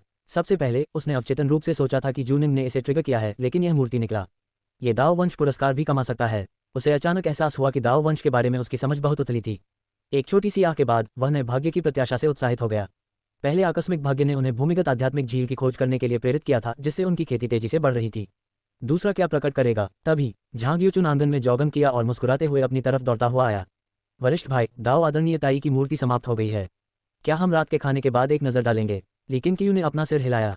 कोई जरूरत नहीं है, आप अब से इसकी देखरेख करेंगे। चूंकि हम अगरबत्ती चढ़ा रहे हैं, इसलिए हम लापरवाह नहीं हो सकते। 5 मूर्तियों की अच्छी तरह से रक्षा करें, उन्हें बारिश या क्षतिग्रस्त न होने दें। एक बार जब उनके मंदिर बन जाएं, तो उन्हें अंदर ले जाएं। झांग यूचुन ने सिर हिलाया। उसकी नज़र युआनली पर पड़ी। छोटे के साथ क्या है? वह अभी भी बोल नहीं पा रहे हैं। इस पर ली डोंगयू ने बेबसी से आह भरी। हाँ, मैंने उसकी जांच की है, उसके मेरिडियन और एक्यूपॉइंट सभी ठीक हैं। मैं एक प्रसिद्ध चिकित्सक को खोजने के लिए उसे पहाड़ से नीचे ले जाने पर भी विचार कर रहा हूँ। युआनली मेज के पास खड़ा था, उन तीनों को देख रहा था। उसकी बड़ी बड़ी आंखें बच्चों के लिए अद्वितीय मासूमियत से झिलमिलाती थीं। कोई बात नहीं, मुझे लगता है कि वह काफ़ी चतुर है, शायद वह बोलना नहीं चाहता है। लेकिन क्यू ने युआनली की ओर देखा और धीरे से मुस्कुराया। उसने उसे इशारा किया और युआनली ने तुरंत मेज के चारों ओर चक्कर लगाया, उसकी तरफ आया और लेकिन क्यू की जांघ पर अपना सिर रख दिया। वह युआनली के विकास के बारे में चिंतित नहीं था। आखिरकार युआनली के पास एक ग्रैंड मास्टर भाग्य विशेषता का दिल था, जिसका अर्थ था कि वह बुद्धिमान होने के लिए बाध्य था। उन्होंने शिष्यों द्वारा व्यंजन परोसने की प्रतीक्षा करते हुए झांग यूचुन और ली डोंगयू के साथ लापरवाही से बातचीत की। हालांकि उनका दिमाग लंबे समय से आकस्मिक भाग्य के मामलों में चला गया था। जैसे ही रात हुई और व्यंजन अभी अभी परोसे गए थे, यांग जुएडिंग और अन्य लोग आखिरकार लौट आए। यांग जुएडिंग सामने चला गया। उसकी अभिव्यक्ति अजीब थी। उसके पीछे जूनिंग और किन्ये चल रहे थे, जबकि अन्य शिष्य पहाड़ के द्वार के नीचे नए आंगन में एकत्र हुए थे, उत्साहपूर्वक उस दोपहर की लड़ाई पर चर्चा कर रहे थे। झांग यूचुन ने उठकर पूछा, एल्डरयांग, ये कैसे हुआ? बाकी सभी लोग यांग जुएडिंग की ओर मुड़े। उनके हाव भाव कुछ तनावपूर्ण थे। ये पहली बार था जब क्लियर स्काई संप्रदाय को इतने खुले तौर पर उकसाया गया था। अगर वे हार गए होते तो अंतहीन परेशानी जरूर होती। यांग जुएडिंग ने उत्तर दिया, हमने उन्हें भगा दिया। जूनिंग के हस्तक्षेप के लिए धन्यवाद। पूरे आंगन ने सामूहिक रूप से राहत की सांस ली। जूनिंग ने कार्रवाई की, और आपके बारे में क्या आप पूर्ण संत संप्रदाय के उन लोगों को नहीं हरा सकते? लीसीफेंग ने मुख्य बिंदु को जब्त कर लिया और तुरंत पूछा। यांग जुएडिन के चेहरे पर कुछ शर्मिंदगी दिखाई दी। उन्होंने हल्के से खांसते हुए कहा, वह पूर्ण संत संप्रदाय सरल नहीं है। उन्हें लिचुआन के तान परिवार का समर्थन प्राप्त है और उनके संप्रदाय मास्टर स्वयं एक असाधारण विशेषज्ञ हैं। यहाँ तक कि जूवुलियांग, जो कैंगजोऊ की मार्शल दुनिया में नंबर 1 है, उनसे हार गया था। मैं वास्तव में उसका मैच नहीं था। जूवुलियांग, स्कारलेट फ्लेम डिवाइन पाम। जूवुलियांग। चेंग कांगई की आंखें चौड़ी हो गईं क्योंकि वह कांप रहा था और जूनिन को ऐसे देखा जैसे वह कोई भूत देख रहा हो। उनकी प्रतिक्रिया देखकर यांग जुएडिन का स्वर नर्म हो गया। ये सही है, स्कारलेट फ्लेम डिवाइन पाम। जूवुलियांग। निरपेक्ष संत संप्रदाय के संप्रदाय गुरु का नाम यानवुजिन है। वह पहले अज्ञात था, लेकिन उसके नाम से पूरी मार्शल दुनिया को हिलाने में ज्यादा समय नहीं लगेगा। ये सुनकर ली किंगक्यू ने रुचि खो दी। उसने कहा, बैठो, खाते समय बात करो। यांग जुएडिन और उनके 2 साथी तुरंत बैठ गए और अन्य लोगों ने यानवुजिन के साथ उसकी लड़ाई के बारे में विवरण के लिए जूनिन पर दबाव डालना शुरू कर दिया। यानवुजिन की खेती वास्तव में दुर्जय थी। मैंने कभी किसी को इतनी मोटी आंतरिक ऊर्जा के साथ नहीं देखा है। वह पूरी झील को उबाल भी सकता है। लेकिन जूनिन की तलवार मजबूत थी। उसकी तलवार क्यूई में बिजली थी कि यानवुजिन की आंतरिक ऊर्जा को छेद देती थी। तुमने उसका चेहरा नहीं देखा, उसकी आंखें तश्तरी की तरह चौड़ी थीं। जैसे जैसे वह बोलता था, यांग जुएडिन तेजी से एनिमेटेड होता गया और सभी ने जूनिन की ताकत की गहरी समझ हासिल की। क्या जूनिन जियांग झाओक्सिया से भी मजबूत थी? वे फिर से जूनिन की ओर देखने के लिए मुड़े और देखा कि वह ली डोंग्यू के पास चुपचाप बैठी है, नम्रता से खा रही है। कोई भी उस कोमल व्यक्ति को उस शक्तिशाली योद्धा के साथ समेट नहीं सकता था जिसने अभी अभी यानवुजिन को हराया था। भोजन जीवन था। निरपेक्ष संत संप्रदाय पर जूनिन की जीत ने क्लियर स्काई संप्रदाय के मनोबल को बहुत बढ़ा दिया था। एक अन्य अतिथि कक्ष में सुजिलिंग जू यान को लड़ाई बता रही थी। उसका झटका यांग जुएडिंग से कहीं अधिक था, क्योंकि वह अच्छी तरह से जानती थी कि यानवुजिन कितना मजबूत था। ये सोचना कि एक क्षेत्र में प्रवेश करने वाले विशेषज्ञ को एक युवा लड़की से हराया जा सकता है, यह अविश्वसनीय है। क्या ऐसा हो सकता है कि क्लियर स्काई संप्रदाय के पास वास्तव में एक अमर का आशीर्वाद है? मुझे उम्मीद नहीं थी कि उनके संप्रदाय में जियांग झाओक्सिया से भी मजबूत और छोटा कोई होगा। पृथ्वी पर उसने ऐसी शक्ति कैसे विकसित की? जैसे ही सुजिलिंग ने बात की, चाय का प्याला पकड़ते हुए उसका हाथ कांपने लगा। हालांकि जूयान शांत रहे। उसने धीरे से कहा, हमेशा लोगों से परे लोग होते हैं, स्वर्ग से परे स्वर्ग। दुनिया अनगिनत भाग्य और अवसरों से भरी हुई है जो हमारी पहुंच से परे हैं। जूनिंग का इतना शक्तिशाली होना केवल ये साबित करता है कि उसका गुरु लेकिन क्यू और भी मजबूत है। सुजिलिंग अपने आप में वापस आ गई। क्या ये वास्तव में हो सकता है जैसा कि क्लियर स्काई संप्रदाय के शिष्य कहते हैं कि ली किंगक्यू को एक दिव्य सपना मिला और उसे एक अमर द्वारा सिखाया गया था? जूयान ने कोई जवाब नहीं दिया, क्योंकि वह भी यह नहीं बता सकी कि वह दावा सच था या गलत। उस रात कई लोगों को सोने में कठिनाई हुई। रात के खाने के बाद जूनिंग ने ली किंगक्यू का पीछा करते हुए अपने कमरे में वापस आ गए और यानवुजिन की क्षमताओं का विस्तृत विवरण दिया। मास्टर, हालांकि मैंने उसे हरा दिया, मैं उसे मार नहीं सका। उनकी मार्शल आर्ट वास्तव में दुर्जय हैं। अगर एल्डर यांग ने उसका सामना किया होता तो वह 3 चालों के भीतर गंभीर रूप से घायल हो जाता। जूनिंग ने निराशा में बात की। पौष्टिक महत्वपूर्ण ऊर्जा क्षेत्र की 5वीं परत तक पहुंचने के बाद उसका आत्मविश्वास बढ़ गया था। आखिरकार यह एक ऐसा क्षेत्र था जिसे जियांग झाओक्सिया ने भी अभी तक छूना नहीं था। वह अन्य शिष्यों से बहुत आगे निकल गई थी। फिर भी सफलता के बाद उसकी पहली लड़ाई अभी भी एक झटके में समाप्त हुई थी। एक स्टूल पर बैठे ली किंगक्यू ने उसकी असंतुष्ट अभिव्यक्ति को देखा और एक मुस्कान के साथ उसके गाल पर चुटकी लेने में मदद नहीं कर सका। आप और क्या चाहते हैं? आपने अभी खुद कहा यानवुजिन दुर्जय है। आपके बिना वह और उसका पूर्ण संत संप्रदाय गुजो की मार्शल दुनिया के अधिपति बन सकते थे। वह शायद अभी तबाह हो गया है। मास्टर, मुझे लगता है कि तलवार की तकनीक की मेरी समझ इतनी अच्छी नहीं है। मेरी आंतरिक ऊर्जा की विशेषता हालांकि मुझे कई विचार देती है। मैं उन तकनीकों को विकसित करने पर ध्यान केंद्रित करना चाहता हूं जो मेरी ऊर्जा के अनुकूल हों। क्या मैं? जूनिंग ने अपने मालिक के हाथ से परहेज नहीं किया। उसने पूछते हुए उसे गंभीरता से देखा। लेकिन क्यू ने गर्मजोशी से कहा, बेशक, अपना रास्ता खुद खोजना यही स्वतंत्र होने का सच्चा संकेत है। मैं आपको नहीं छोड़ रहा हूं मास्टर। मैं हमेशा तुम्हारे साथ रहूंगा, जीवन भर क्लियर स्काई संप्रदाय में रहूंगा। हाँ, अगर आप यही चाहते हैं तो मैं स्वाभाविक रूप से खुश रहूंगा। लेकिन अगर एक दिन आप प्यार में पड़ जाते हैं और पहाड़ से नीचे उतरना चाहते हैं तो मैं आपको भी नहीं रोकूंगा। टीच, मैं इतना उथला नहीं हूँ।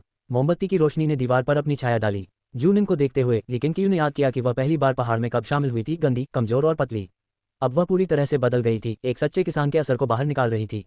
वह मदद नहीं कर सकता था लेकिन अंदर से आहें भर रहा था। समय वास्तव में उड़ गया। थोड़ी देर तक बातचीत करने के बाद लेकिन क्यू ने जूनिंग को विदा कर दिया। एक बार जब उसने दरवाजा बंद कर दिया तो उसने 1 दर्जन सांसों का इंतजार किया, फिर दाव वंश पैनल को बुलाया और आकस्मिक भाग्य खोला। आकस्मिक भाग्य इनाम का दावा करना, आकस्मिक भाग्य को सक्रिय करना, आकस्मिक भाग्य का पता लगाना। आकस्मिक भाग्य का पता चला, स्वर्ग और पृथ्वी के स्वर्गीय खजाने की खोज की गई। मार्गदर्शन स्वीकार करें, स्वर्ग और पृथ्वी का स्वर्गीय खजाना। लेकिन क्यू उत्सुक हो गया और उसने तुरंत स्वीकार करने का फैसला किया। तुरंत उसकी चेतना एक सपने में खींची गई। उस सपने में वह अपने शरीर को नियंत्रित नहीं कर सकता था। वह केवल जंगलों को पार करते हुए देख सकता था, किसी अज्ञात स्थान की ओर तेजी से जा रहा था। प्राचीन महान पर्वत श्रृंखला विशाल थी जो महानली राजवंश के दक्षिण पूर्वी क्षेत्र में स्थित थी। पूर्व में सैकड़ों मील गहरे पहाड़ फैले हुए थे जो म्यास्मा में डूबे हुए थे और शायद ही कभी पुरुषों द्वारा रौंदे गए थे। ऐसा कहा जाता था कि उन पहाड़ों से परे एक असीम समुद्र था, फिर भी किसी ने भी उन्हें पार नहीं किया था। लिन शुनफेंग ने एक बार उन्हें पूर्व की ओर उद्यम न करने की चेतावनी दी थी और अगर उन्हें कभी घने कोहरे का सामना करना पड़ता है तो उन्हें तुरंत पीछे हटना चाहिए। जिस पर्वत पर क्लियर स्काई संप्रदाय स्थित था वह पहले से ही उस गहरे क्षेत्र से दर्जनों मील की दूरी पर स्थित था। आम लोगों के लिए संप्रदाय पहले से ही जंगल के भीतर छिपा हुआ था, इसे ढूंढना कोई आसान काम नहीं था। जहां तक परे अंतहीन पर्वत श्रृंखलाओं का सवाल है, यह विस्मय और भय को प्रेरित करने के लिए पर्याप्त था। अपने सपने में लिकेनकियू मियास्मा की परतों से गुजरा। वह नहीं जानता था कि वह कितनी दूर चला गया था जब उसने एक विशाल पेड़ देखा, 100 झांग से अधिक लंबा था। अनगिनत शाखाएं और लताएं उससे लटकी हुई थीं और आसपास का जंगल इसकी पूजा करने वाले विषयों की तरह लग रहा था। हालांकि छवि धुंधली थी, वह पेड़ का असली रूप नहीं देख सकता था। जब वह उठा और पेड़ के सिलहूट को याद किया तो उसका दिल विस्मय से कांप उठा। ये पहली बार था जब उसने इतना ऊंचा पेड़ देखा था, लेकिन चूंकि यह उनके भाग्यशाली भाग्य के हिस्से के रूप में दिखाई दिया, इसलिए इस पेड़ ने निश्चित रूप से उनके लिए अकल्पनीय लाभ रखा। लिकेनकियू ने भोर से पहले निकलने का फैसला किया। अल्पविराम। रात के आकाश के नीचे तांगजिकी ने अस्त व्यस्त यानवुजिन को चलते समय सहारा दिया। चलो यहीं रुकते हैं, मुझे ठीक होने के लिए अपनी ऊर्जा को लगाने की जरूरत है, यानवुजिन ने बोलते हुए अपने दांत पीस लिए। तांगजिकी ने जल्दी से उसे पास के एक पेड़ के नीचे बैठने में मदद की। उसे ध्यान करना शुरू करते देख तांगजिकी के विचार बेचैन रहे। अब भी जूनिन को याद करते हुए उसकी रीढ़ की हड्डी में सिहरन आ गई। वह ये नहीं बता सकता था कि डर से या रात की ठंडी हवा से। वह एक पेड़ के पास बैठ गया, अपनी कमर से पानी का फ्लास्क हटा दिया और खुद को शांति से सोचने के लिए मजबूर करते हुए पी लिया। जूबुलियां के तहत उन्होंने जिन शिष्यों को भर्ती किया था वे सभी भाग गए थे। अपने संप्रदाय के पुनर्निर्माण के लिए उन्हें एक कदम के रूप में उपयोग करने के लिए एक और गुट खोजने की आवश्यकता होगी। अगली बार उन्हें प्राचीन महान पर्वत श्रृंखला से बहुत दूर रहना पड़ा। जंगल खामोश था, कभी कभी ठंडी हवा के झोंके को छोड़कर। लगभग 2 सौली की यात्रा करने के बाद तांगजिकी पूरी तरह से थक गया था और जल्द ही ट्रंक के खिलाफ सो गया। वह नहीं जानता था कि वह कितनी देर तक सोता था, इससे पहले कि एक आवाज उसे बुला ली। उसने यानवुजिन को अपने सामने बैठे हुए देखने के लिए अपनी आंखें खोलीं, जो सावधानी से उनके आसपास की निगरानी कर रहा था। क्या गलत है? तांगजिकी ने अपनी आंखें मली और कमजोर रूप से पूछा, सहज रूप से चारों ओर नजर डालते हुए, और जल्दी से तनावग्रस्त हो गया। उसे यह जानने के लिए यानवुजिन को जवाब देने की आवश्यकता नहीं थी कि कुछ गलत था। हर तरफ कोहरा क्यों छाया हुआ था? सोने से पहले कोई धुंध नहीं थी। ये जगह सही नहीं है, मुझे लगता है कि हम गलत रास्ते पर चले गए, यानवुजिन ने धीमी स्थिर आवाज में कहा। 3 घंटे के आराम के बाद उनकी हालत कुछ हद तक ठीक हो गई थी और उनके स्वर में फिर से शक्ति आ गई थी। तांगजिकी की भौहें कसकर सिकुड़ गईं, उसकी अभिव्यक्ति काफी बदल गई। अफवाह यह है कि प्राचीन महान पर्वत श्रृंखला के भीतर एक निश्चित क्षेत्र है जो मियास्मा से भरा हुआ है। कोई भी जीवित चीज जो प्रवेश करती है वह कभी वापस नहीं आती है। वे कहते हैं कि राक्षस वहां रहते हैं और जानवर भी पास आने की हिम्मत नहीं करते। यानवुजिन धीरे से खड़ा हो गया। ऐसा लगता है कि अफवाहें सच थीं। हमें जाना चाहिए, मुझे लगता है कि कुछ गलत है। तांगजिकी भी तुरंत उठ गया। चारों ओर चक्कर लगाने के बाद दोनों ने उस दिशा में भागने का फैसला किया जहां से वे आए थे। अब तक क्लियर स्काई संप्रदाय को अपना पीछा करना बंद कर देना चाहिए था। हालांकि कई ली भागने के बाद वे अभी भी घने कोहरे से बच नहीं सके। चिंता अंदर आ गई, ये भावना की कुछ अनदेखी उन्हें देख रहा था, मजबूत हो गया। रुको, यानवुजिन ने अचानक तांगजिकी को रोक दिया, जो जम गया और घबराकर उसकी ओर देखा। ये वह जगह है जहां हमने पहले आराम किया था, यानवुजिन ने एक बड़े पेड़ की ओर इशारा करते हुए गंभीर रूप से कहा। तांगजिकी ने देखा और उस निशान को देखा जो उन्होंने उसके ट्रंक में उकेरा था। वह पूरी तरह से घबरा गया था। हालांकि अच्छी तरह से पड़ा हुआ, उसने कभी भी इस तरह के संकट का सामना नहीं किया था। सुप्रशिक्षित। पास में एक शाखा टूट गई, जिससे वे दोनों इधर उधर घूमने लगे। घने कोहरे के भीतर से एक आकृति आई, तुरंत उन्हें हाई अलर्ट पर रख दिया। लेकिन की धुंध से उभरा, उसका बायां हाथ तियानहोंग तलवार की म्यान पर लापरवाही से टिका हुआ था। वह आराम से दिखाई दिया क्योंकि वह यानवुजिन और तांगजिकी के पास गया, उन दोनों पर नजर डाली। अपने द्वारा पहने गए क्लियर स्काई संप्रदाय के वस्त्रों को पहचानते हुए दोनों ने सावधान निगाहों का आदान प्रदान किया, लेकिन जल्दबाजी में अभिनय करने से परहेज किया। तुम दोनों कौन हो और तुम यहाँ अपना रास्ता कैसे खो गए? लिकेनकियू ने शांति से पूछा। तांगजिकी ने जल्दी से अपने हाथ पकड़ लिए। दुश्मनों ने हमारा पीछा किया और इन जंगलों में भाग गए, केवल कई दिनों तक खो गए। ये छोटा भाई, क्या आप बाहर निकलने का रास्ता जानते हैं? इससे पहले कि लिकेनकियू जवाब दे पाता, यानवुजिन ने अपना सिर दूसरी दिशा की ओर मोड़ लिया। यहाँ बहुत जीवंत है, छिपाने की जरूरत नहीं है, बाहर आओ। उसके शब्दों पर लिकेनकियू और तांगजिकी दोनों मुड़ गए। कोहरे में घास का एक टुकड़ा हिल गया और जल्द ही एक अस्त व्यस्त बूढ़ा आदमी लड़खड़ा गया। उसके बाल सफेद और उलझे हुए थे, वस्त्र गंदे और घिसे पिटे हुए थे। उसने एक हाथ में लौकी पकड़ी हुई थी जो शराबी की तरह झूल रही थी। लिकेनकियू ने सोच समझकर फटे फटे बुजुर्ग को देखा। तुम कौन हो? तांगजिकी ने सावधानी से पूछा। ऐसी जगह पर किसी का सामना करना, भले ही वह केवल एक बूढ़ा आदमी हो, कुछ ऐसा नहीं था जिसे उसने हल्के में लेने की हिम्मत की। इसके अलावा मार्शल की दुनिया में आंतरिक शक्ति की खेती करने वाले मार्शल कलाकार बड़े होने के साथ और भी भयानक होते गए। जब बूढ़े आदमी ने चलना बंद कर दिया, एक आंख खोली और लिकेनकियू और अन्य दो पर अपनी निगाहें घुमाई। उसकी दृष्टि यानवुजिन पर टिकी रही। ग्रेट सन ट्रू यांग आर्ट, झाओयान के साथ आपका क्या संबंध है? बोलते समय बूढ़े की आवाज कर्कश थी। ये सुनकर यानवुजिन और तांगजिकी दोनों के भाव काफी बदल गए। लिकेनकियू ने महसूस किया कि झाओयान नाम परिचित लग रहा था। इंतजार। वर्तमान सम्राट के बड़े भाई पूर्व क्राउन प्रिंस को झाओयान भी कहा जाता था, वही व्यक्ति जो वू बाओयू ने एक बार अनुसरण किया था। तांगजिकी ने ठंडे स्वर में पूछा, और तुम कौन हो? आप ग्रेट सन ट्रू यांग आर्ट को कैसे पहचानते हैं? बूढ़े आदमी के भौंकने जैसे चेहरे पर एक द्रुतशीतल मुस्कान प्रकट हुई, क्योंकि उसने कहा, घबराने की कोई जरूरत नहीं है। चूंकि आपको ग्रेट सन ट्रू यांग आर्ट विरासत में मिली है, इसलिए हम अपने लोग हैं। मैं एक बार क्राउन प्रिंस की कमान के अधीन था, हेवनली गार्ड आर्मी का मुख्य प्रशिक्षक। मेरा नाम अब मायने नहीं रखता। आप मुझे मैडोल्ड फ्रीक कह सकते हैं। अतीत का अब मुझसे कोई लेना देना नहीं है। मैं केवल अपने शेष वर्षों को यहाँ पागलपन और एकांत में बिताना चाहता हूँ। तांगजिकी ने यानवुजिन की ओर देखा। यानवुजिन ने एक कदम आगे बढ़ाया। पिता के पत्र में एक बार कहा गया था कि उनकी मृत्यु के बाद स्वर्गीय रक्षक सेना को निश्चित रूप से शुद्ध कर दिया जाएगा। आप सम्राट के पीछा से बचने के लिए यहाँ आए थे। मैं वास्तव में तीसरे राजकुमार की खोज से बचने के लिए प्राचीन महान पर्वत श्रृंखला में भाग गया। हालांकि अब मैं यहाँ फंस गया हूँ, छोड़ने में असमर्थ हूँ। मैडोल्फिक बोलते समय जमीन पर जोर से बैठ गया। यानबुजिन ने भौहें चढ़ा दी। इस धुंध की वजह से। बिल्कुल, यह मियाज्मा गैर विषैले हो सकता है, लेकिन ये लोगों को तब तक फंसाता है जब तक वे मर नहीं जाते। मैं लगभग 20 वर्षों से यहाँ फंसा हुआ हूँ, कच्चे मांस और खून पर जी रहा हूँ, मुश्किल से जीवित हूँ। उनके शब्दों ने यानबुजिन और तांगजिकी के रोंगटे खड़े कर दिए। 20 साल से फंसे हुए हैं। ये बेतुका था। तांगजिकी ने अचानक कुछ सोचा और ली किंगक्यू की ओर मुड़ गया। आप क्या, तुम यहाँ क्यों हो? यानबुजिन और मैडोल्फिक दोनों ने ली किंगक्यू को देखा। उन्होंने देखा कि उसका वस्त्र बेदाग था, शायद ही किसी आपदा से बचने वाला व्यक्ति हो। ली किंगक्यू मुस्कुराया। यह मेरे संप्रदाय का पिछला पहाड़ है। मैं यहाँ क्यों नहीं आ सकता? मैं केवल टहल रहा था। यानबुजिन ने गहराई से भौहें सिकोड़ लीं, जबकि तांगजिकी को लगा कि ली किंगक्यू बहुत अजीब है, जिससे उसे बेचैनी की एक अकथनीय भावना मिली। पागल बूढ़े संकी ने ली किंगक्यू को उत्सुकता से देखा। आप क्लियर स्काई संप्रदाय के शिष्य हैं। तुम्हारा स्वामी कौन है? लिन जुनफेंग। उस समय वह सिर्फ एक युवा बववा था, और अब वह पहले से ही एक मास्टर बन गया है। समय वास्तव में उड़ जाता है। मैडोल्फिक ने आह भरी, फिर उसकी आंखें शत्रुता से चमक उठीं। उसका स्वर बर्फीला हो गया। चूंकि आप लिन जुनफेंग के शिष्य हैं, तो क्लियर स्काई का सच्चा व्यक्ति आपका ग्रैंड मास्टर है। अगर उसने मुझे बाहर नहीं निकाला होता और उस समय मेरा शिकार नहीं किया होता, तो क्या मैं यहाँ समाप्त हो जाता? बहुत अच्छा, तुम्हें मारना मेरा बदला होगा। जैसे ही उसने समाप्त किया, उसने अचानक लॉकी को अपने हाथ में फेंक दिया। ली किंगक्यू की ओर ऊर्जा का एक शक्तिशाली उछाल आया, जिससे यानबुजिन चौंक गया, जिसने जल्दी से तांगजिकी को वापस खींच लिया। ली किंगक्यू ने लॉकी को पकड़ लिया और उसके बल को आसानी से भंग कर दिया। उसका हाथ काम नहीं रहा था, उसका शरीर हिल नहीं रहा था। इस दृश्य ने यानबुजिन और तांगजिकी के भावों को बदल दिया। ये युवक कोई साधारण व्यक्ति नहीं था। मैडोल्फिक ने अपनी आंखें सिकोड़ लीं। इतनी कम उम्र में इतनी ताकत रखने के लिए आप याद रखने लायक हैं। मुझे अपना नाम बताओ। ली किंगक्यू ने लॉकी को अपने हाथ में कुचल दिया और उपहास किया। पुरानी बात, तुम कड़ी मेहनत करते हो। उसका दाहिना हाथ हवा में मुड़ गया और 2 अंगुलियों के बीच उसने एक लोहे की सुई को झटका दिया, जो सीधे बूढ़े आदमी के माथे में घुस गई। मैडोल्फिक की आंखें चौड़ी हो गईं क्योंकि वह पीछे की ओर गिर गया। यानबुजिन ने ली किंगक्यू को केवल अस्पष्ट रूप से कुछ फ्लिक करते हुए देखा था। जब उसने बूढ़े को गिरते देखा तो उसके दिल में डर छा गया। वह महसूस कर सकता था कि इस मैडोल्फिक का मार्शल कौशल उसके अपने से कम नहीं था, फिर भी ऐसा आदमी एक पल में मारा गया था। क्लियर स्काई संप्रदाय के भीतर कितने राक्षस छिपे हुए थे। तांगजिकी अपने होश में आया, अनियंत्रित रूप से कांप रहा था। ली किंगक्यू को अविश्वास से घूर रहा था। भोर होने से पहले जंगल में कोहरा घना था। तांगजिकी ली किंगक्यू की अभिव्यक्ति को स्पष्ट रूप से नहीं देख सका। इस समय ली किंगक्यू ने उसे नरक से भूत की तरह देखा। यानबुजिन की पीठ से ठंडा पसीना बह रहा था। उस एक चाल से वह जानता था, अगर दूसरा उसे मरना चाहता था तो वह बच नहीं सकता था। खासकर उनकी चोटों के साथ अभी तक ठीक नहीं हुई हैं। तांगजिकी ने भी हिलने की हिम्मत नहीं की। जंगल में दम घुटने वाला सन्नाटा छा गया। ली किंगक्यू ने यानबुजिन की ओर अपनी निगाहें घुमाई। उसने कुछ नहीं कहा, फिर भी उसकी आंखें अकेले यानबुजिन पर पहाड़ की तरह दब गईं। बजना। ली किंगक्यू ने अचानक अपनी कमर से तियानहोंग तलवार खींच ली। तलवार की रोशनी चमक उठी। यानबुजिन और तांगजिकी के चेहरों पर चमक उठी। धड़ाम। तांगजिकी अचानक अपने घुटनों पर गिर गया, चिल्लाया, कृपया वरिष्ठ, हमें बख्श दो।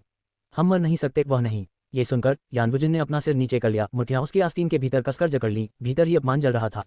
ली किंगक्यू ने पूछा, तुम मर क्यों नहीं सकते? तांगजिकी कई कदम आगे रेंगते हुए यानबुजिन के सामने आ रहा था, जैसे कोई कुत्ता जमीन पर टहल रहा हो। अपने माथे को धरती पर दबाते हुए उसने अपने दांत पीस लिए और कहा, वह पूर्व क्राउन प्रिंस झाओयान का बेटा है, जो सम्राट का स्वीकृत पोता है, स्वर्ग का सच्चा पुत्र। उनके पिता को गद्दारों ने मार डाला था और वह आम लोगों के बीच खो गए थे। वर्तमान सम्राट भ्रमित है, धोखेबाजों पर भरोसा करता है, क्षेत्र को अराजकता में डुबो देता है।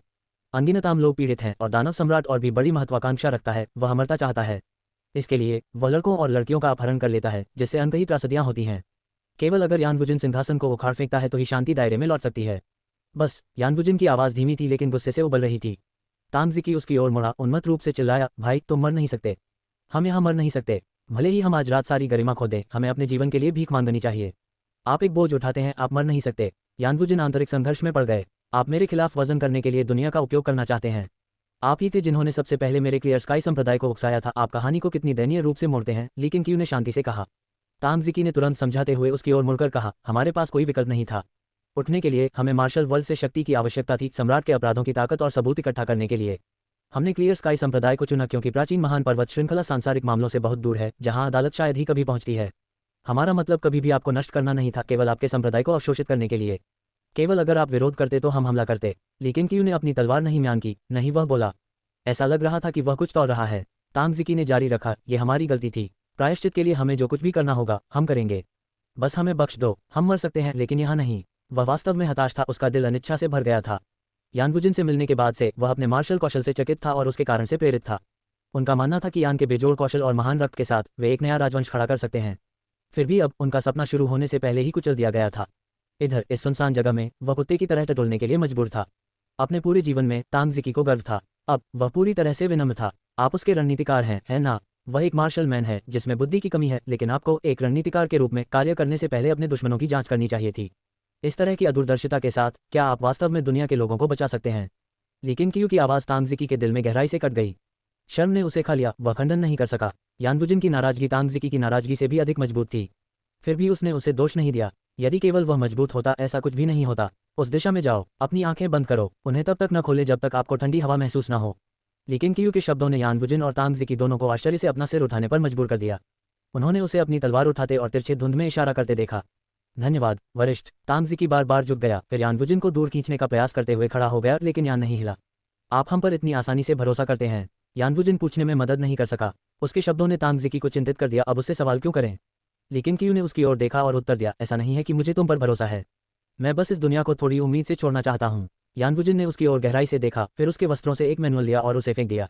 हमारा उद्देश्य सफल नहीं हो सकता है। इस ग्रेट सन ट्रू यांग आर्ट को क्लियर स्काई संप्रदाय के साथ रहने दें। वह मुड़ा, तांग जिकी को उस दिशा की ओर ले गया जिस दिशा में ली किंग क्यू ने इशारा किया था। जल्द ही वे घने कोहरे में गायब हो गए। लेकिन क्यू ने मैनुअल के माध्यम से फ्लिप किया। कोई छिपा हुआ हथियार या जहर नहीं पाकर उसने उसे सुरक्षित रूप से अपने बागे में डाल लिया। फिर उसने अपनी आकस्मिक स्मृति द्वारा निर्देशित मार्ग का अनुसरण किया, लेकिन बचपन की यादें बिना किसी हिचक के बढ़ने लगीं। 1 साल की उम्र से पहले उनके पिता ने लिचुआन के लिए परिवार के साथ शरण मांगी थी, जो उनके खोए हुए रिश्तेदारों में से एक के रूप में प्रस्तुत करते थे। फिर भी जब वेली परिवार के पैतृक हॉल में पहुंचे तो एक तथाकथित दाववादी ने दावा किया कि वह एक अशुभ बच्चा था जिसे अपने माता पिता को कबीले में प्रवेश करने की अनुमति देने के लिए छोड़ दिया जाना चाहिए। उसके माता पिता सहमत हो गए, उसे शहर के बाहर छोड़ दिया। जाने से पहले उन्होंने कहा, हम अपने अगले जन्म में फिर से माता पिता और बच्चे बनेंगे। उस समय लेकिन क्यू ली परिवार से नफरत नहीं करता था। आखिरकार उनके पिता वास्तव में उनमें से एक नहीं थे। न ही वह अपने माता पिता से नाराज था, उसने इसे जन्म के ऋण को चुकाने के रूप में देखा। केवल अब उसे एहसास हुआ कि जब वह उसे ले गया तो उसके मालिक का शिकार क्यों किया गया था। यहाँ तक कि अगर उसके पिता ली परिवार में शामिल हो गए होते तो वह सिर्फ एक मामूली कबीले होते। असली कारण यह था कि सम्राट युवा लड़कों को पकड़ रहा था, अपने मालिक के बचाव के बिना। लेकिन क्यू शायद ही अपने भाग्य की कल्पना कर सकता था। शायद वह दाववादी सम्राट का एजेंट था और ली परिवार का उल्कापिंड उदय सिंहासन के साथ उसके गुप्त संबंधों के कारण था। इन यादों को याद करते हुए लेकिन क्यू ने अपनी गति तेज कर दी। हालांकि म्यास्मा जहरीला नहीं था, लेकिन इसने इंद्रियों को भटका दिया। रास्ता भटकने से बचने के लिए उसे अपनी नजरें जमीन पर टिकी रखनी पड़ी। लेकिन जंगली जानवर कोहरे के भीतर छिपे रहे, जिससे हमेशा नीचे देखना लगभग असंभव हो गया। करीब से देखने पर गिरे हुए पत्तों ने एक छोटे से रास्ते के धुंधले निशान छुपाए, एक पगडंडी जो उसके सामने के लोगों द्वारा चली गई थी। उसने जारी रखा। सुबह की धूप जंगल में छिनती थी, हालांकि आसपास का वातावरण पीला और धुंधला रहा। लगभग 20 वीं चलने के बाद उसने रास्ते में मानव कंकाल देखना शुरू कर दिया, कपड़ों के अवशेषों में पहने हुए।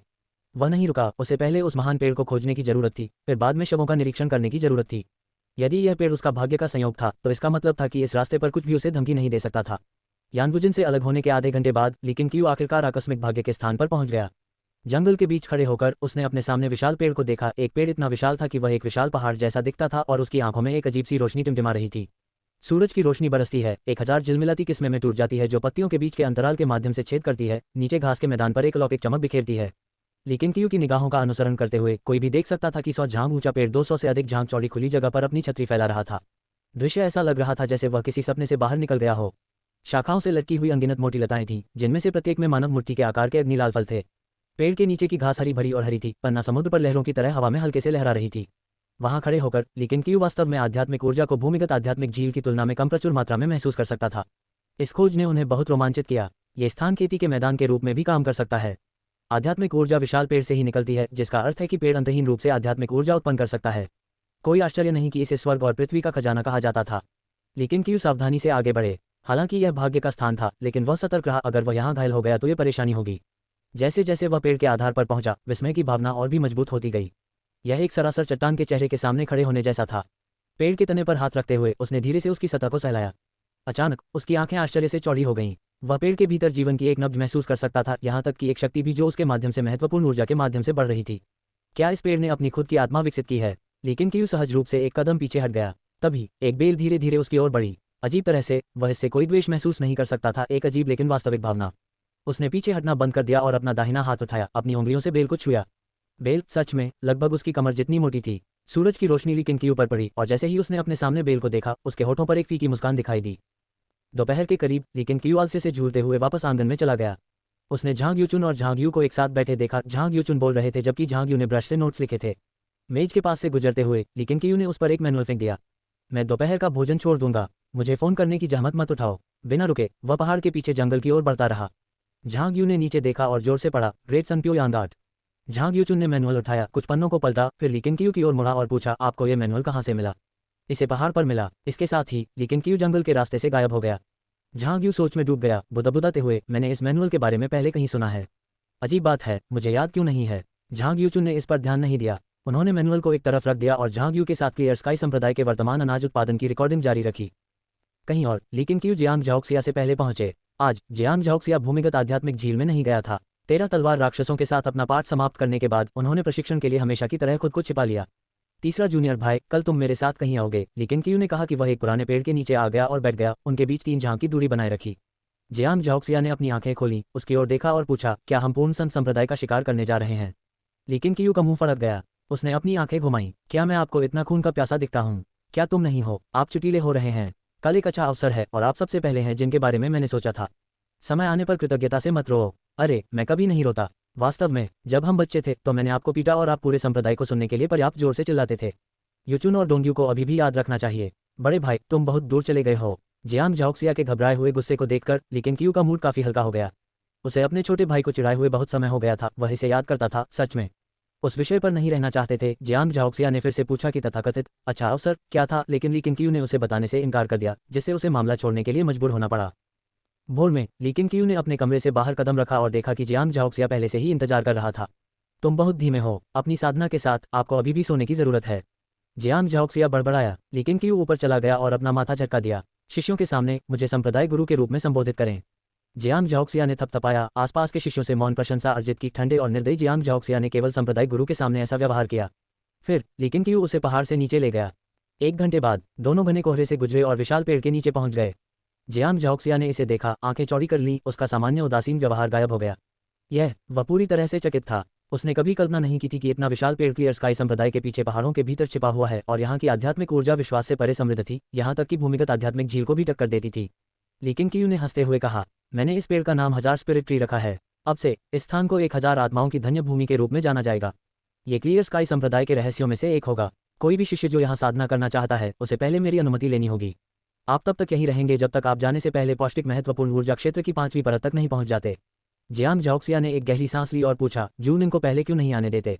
उनकी प्रतिभा मुझसे आगे निकल गई है। लेकिन क्यू ने उसकी ओर देखा। क्या बकवास। यदि कोई अधिक प्रतिभाशाली शिष्य प्रकट होता है तो क्या हमें उन्हें हर अवसर सौंप देना चाहिए?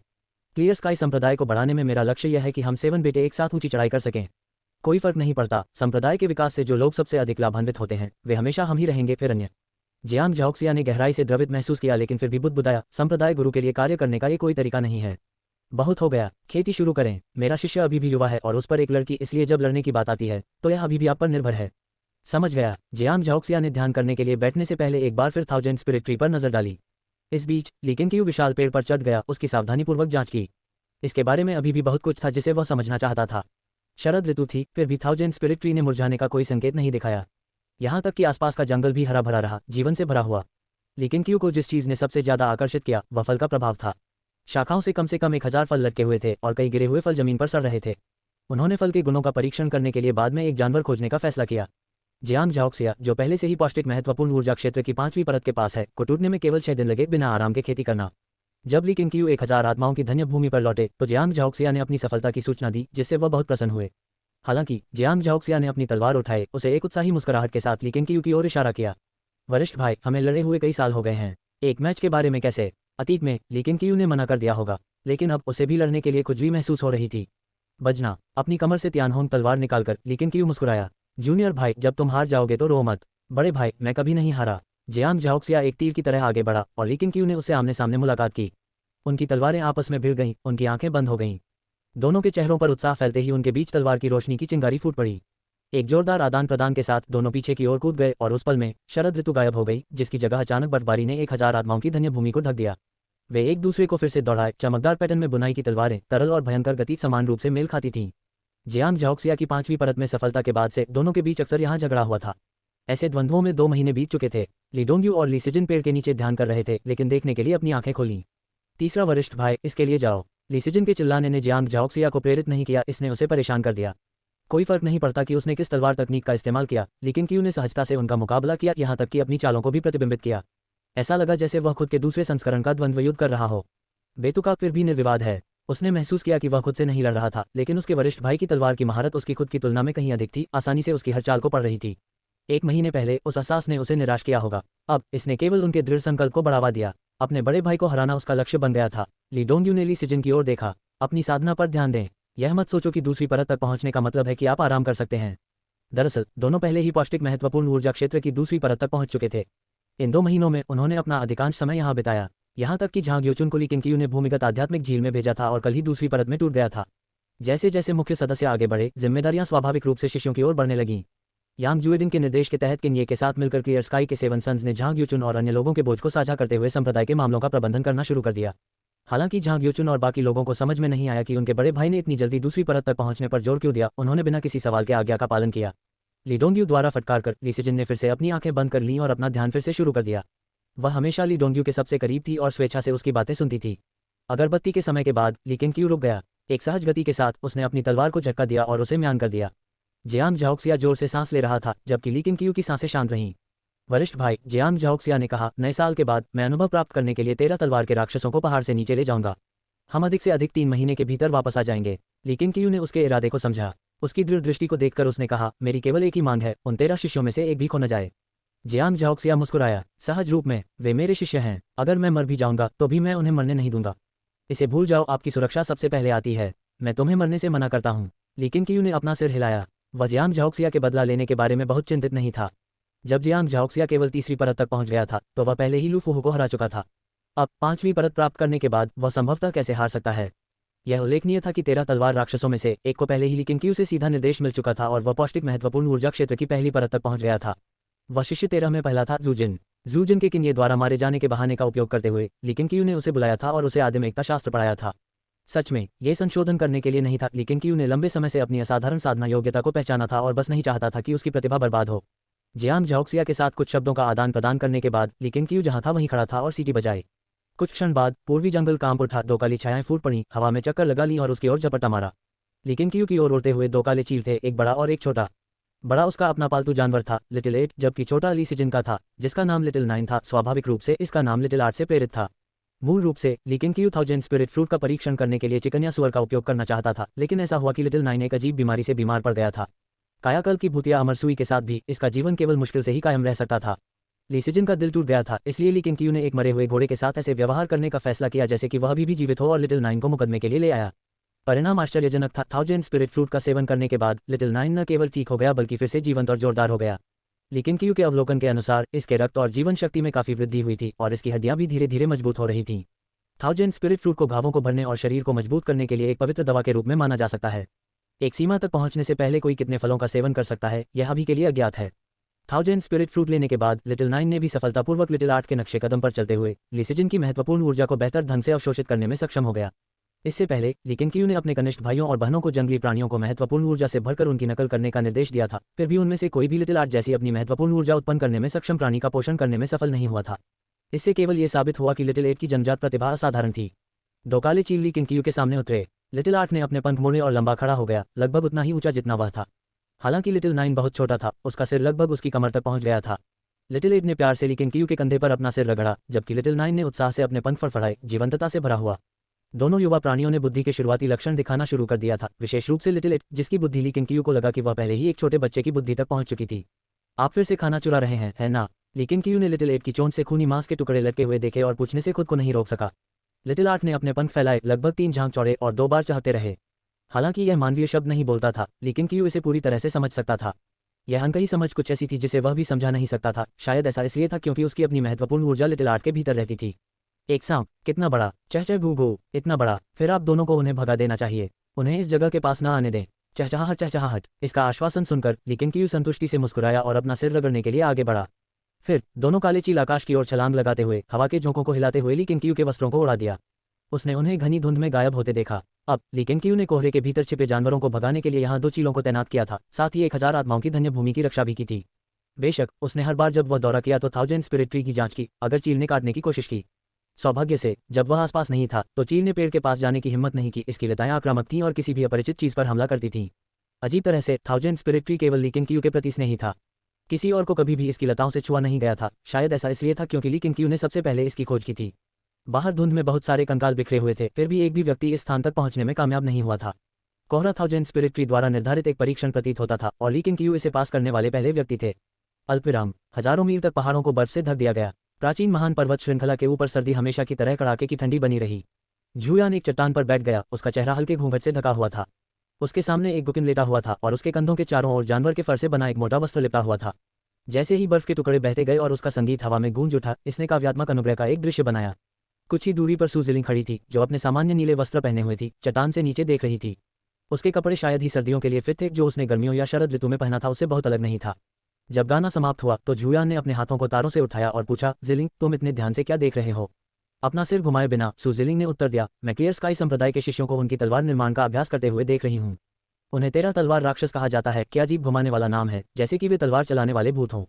लेकिन मुझे स्वीकार करना होगा, उनका गठन काफी अच्छा दिखता है।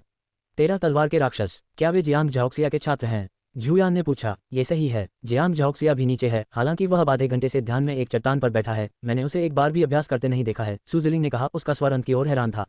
झूयान मंद मंद मुस्कुराया। उनके जैसे प्रतिभाओं को सामान्य ज्ञान से नहीं मापा जा सकता है। ये बिल्कुल उसी जूनिंग की तरह है। क्या आपने कभी उसे मार्शल आर्ट का अभ्यास करते देखा है? ये सच है। हो, कितनी शक्तिशाली तलवार की आभा है। सुजिलिंग अभी सहमत ही हुई थी कि उसका स्वर अचानक आश्चर्य में बदल गया। उसकी निगाहों का अनुसरण करते हुए जिसने तलवार की आभा को उजागर किया था, वह कोई और नहीं बल्कि तेरा तलवार राक्षसों का नेता था, जूजिन। जूजिन की हड़ताल ने बर्फ में 5 झांग लंबा घाव बना दिया। अपनी तलवार की आभा छोड़ने के बाद वह जोर से हौंकते हुए जमीन पर आधा घुटनों के बल बैठ गया। उसके आसपास के 12 शिष्य जल्दी से इकट्ठे हो गए, सभी स्पष्ट रूप से उत्साहित थे।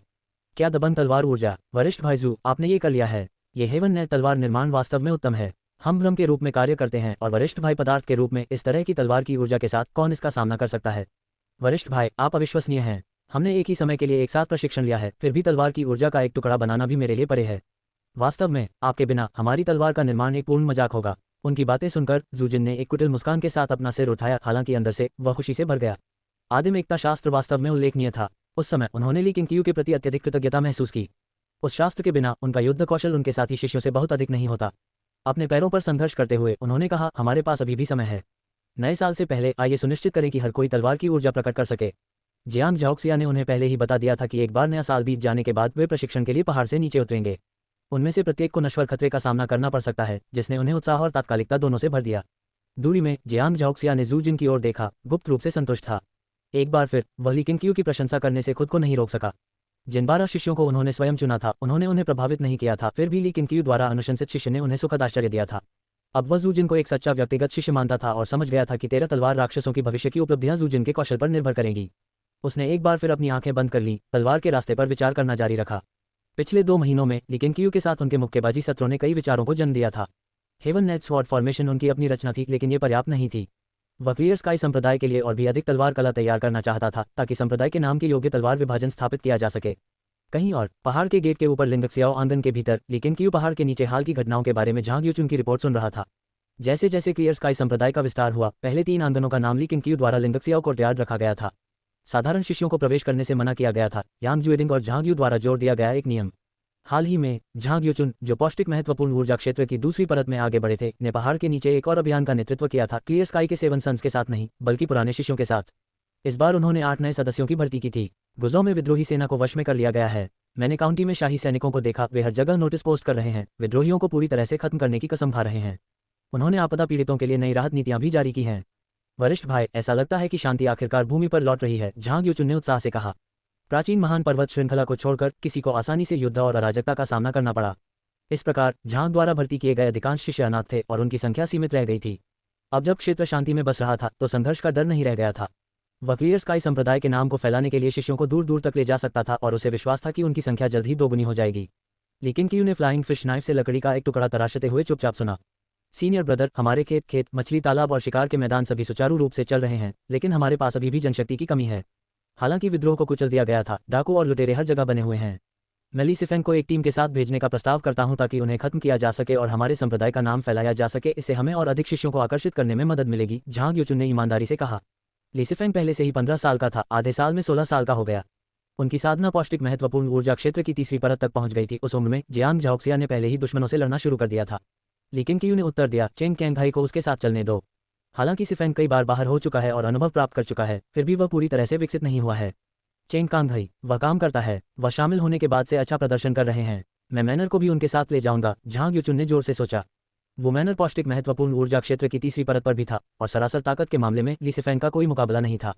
लेकिन कियू ने कहा, आप व्यवस्था संभालते हैं। वे प्राचीन महान पर्वत श्रृंखला के आसपास के क्षेत्रों में गश्त करके शुरुआत कर सकते हैं और नए साल से पहले लौट सकते हैं। कोई बात नहीं। लेकिन कियू की मंजूरी के साथ झांग यूचुन तुरंत तैयारी करने के लिए खड़े हो गए। रुको, उन्हें बाय निंगर को अपने साथ ले जाने के लिए कहें। लेकिन कियू ने अचानक कहा।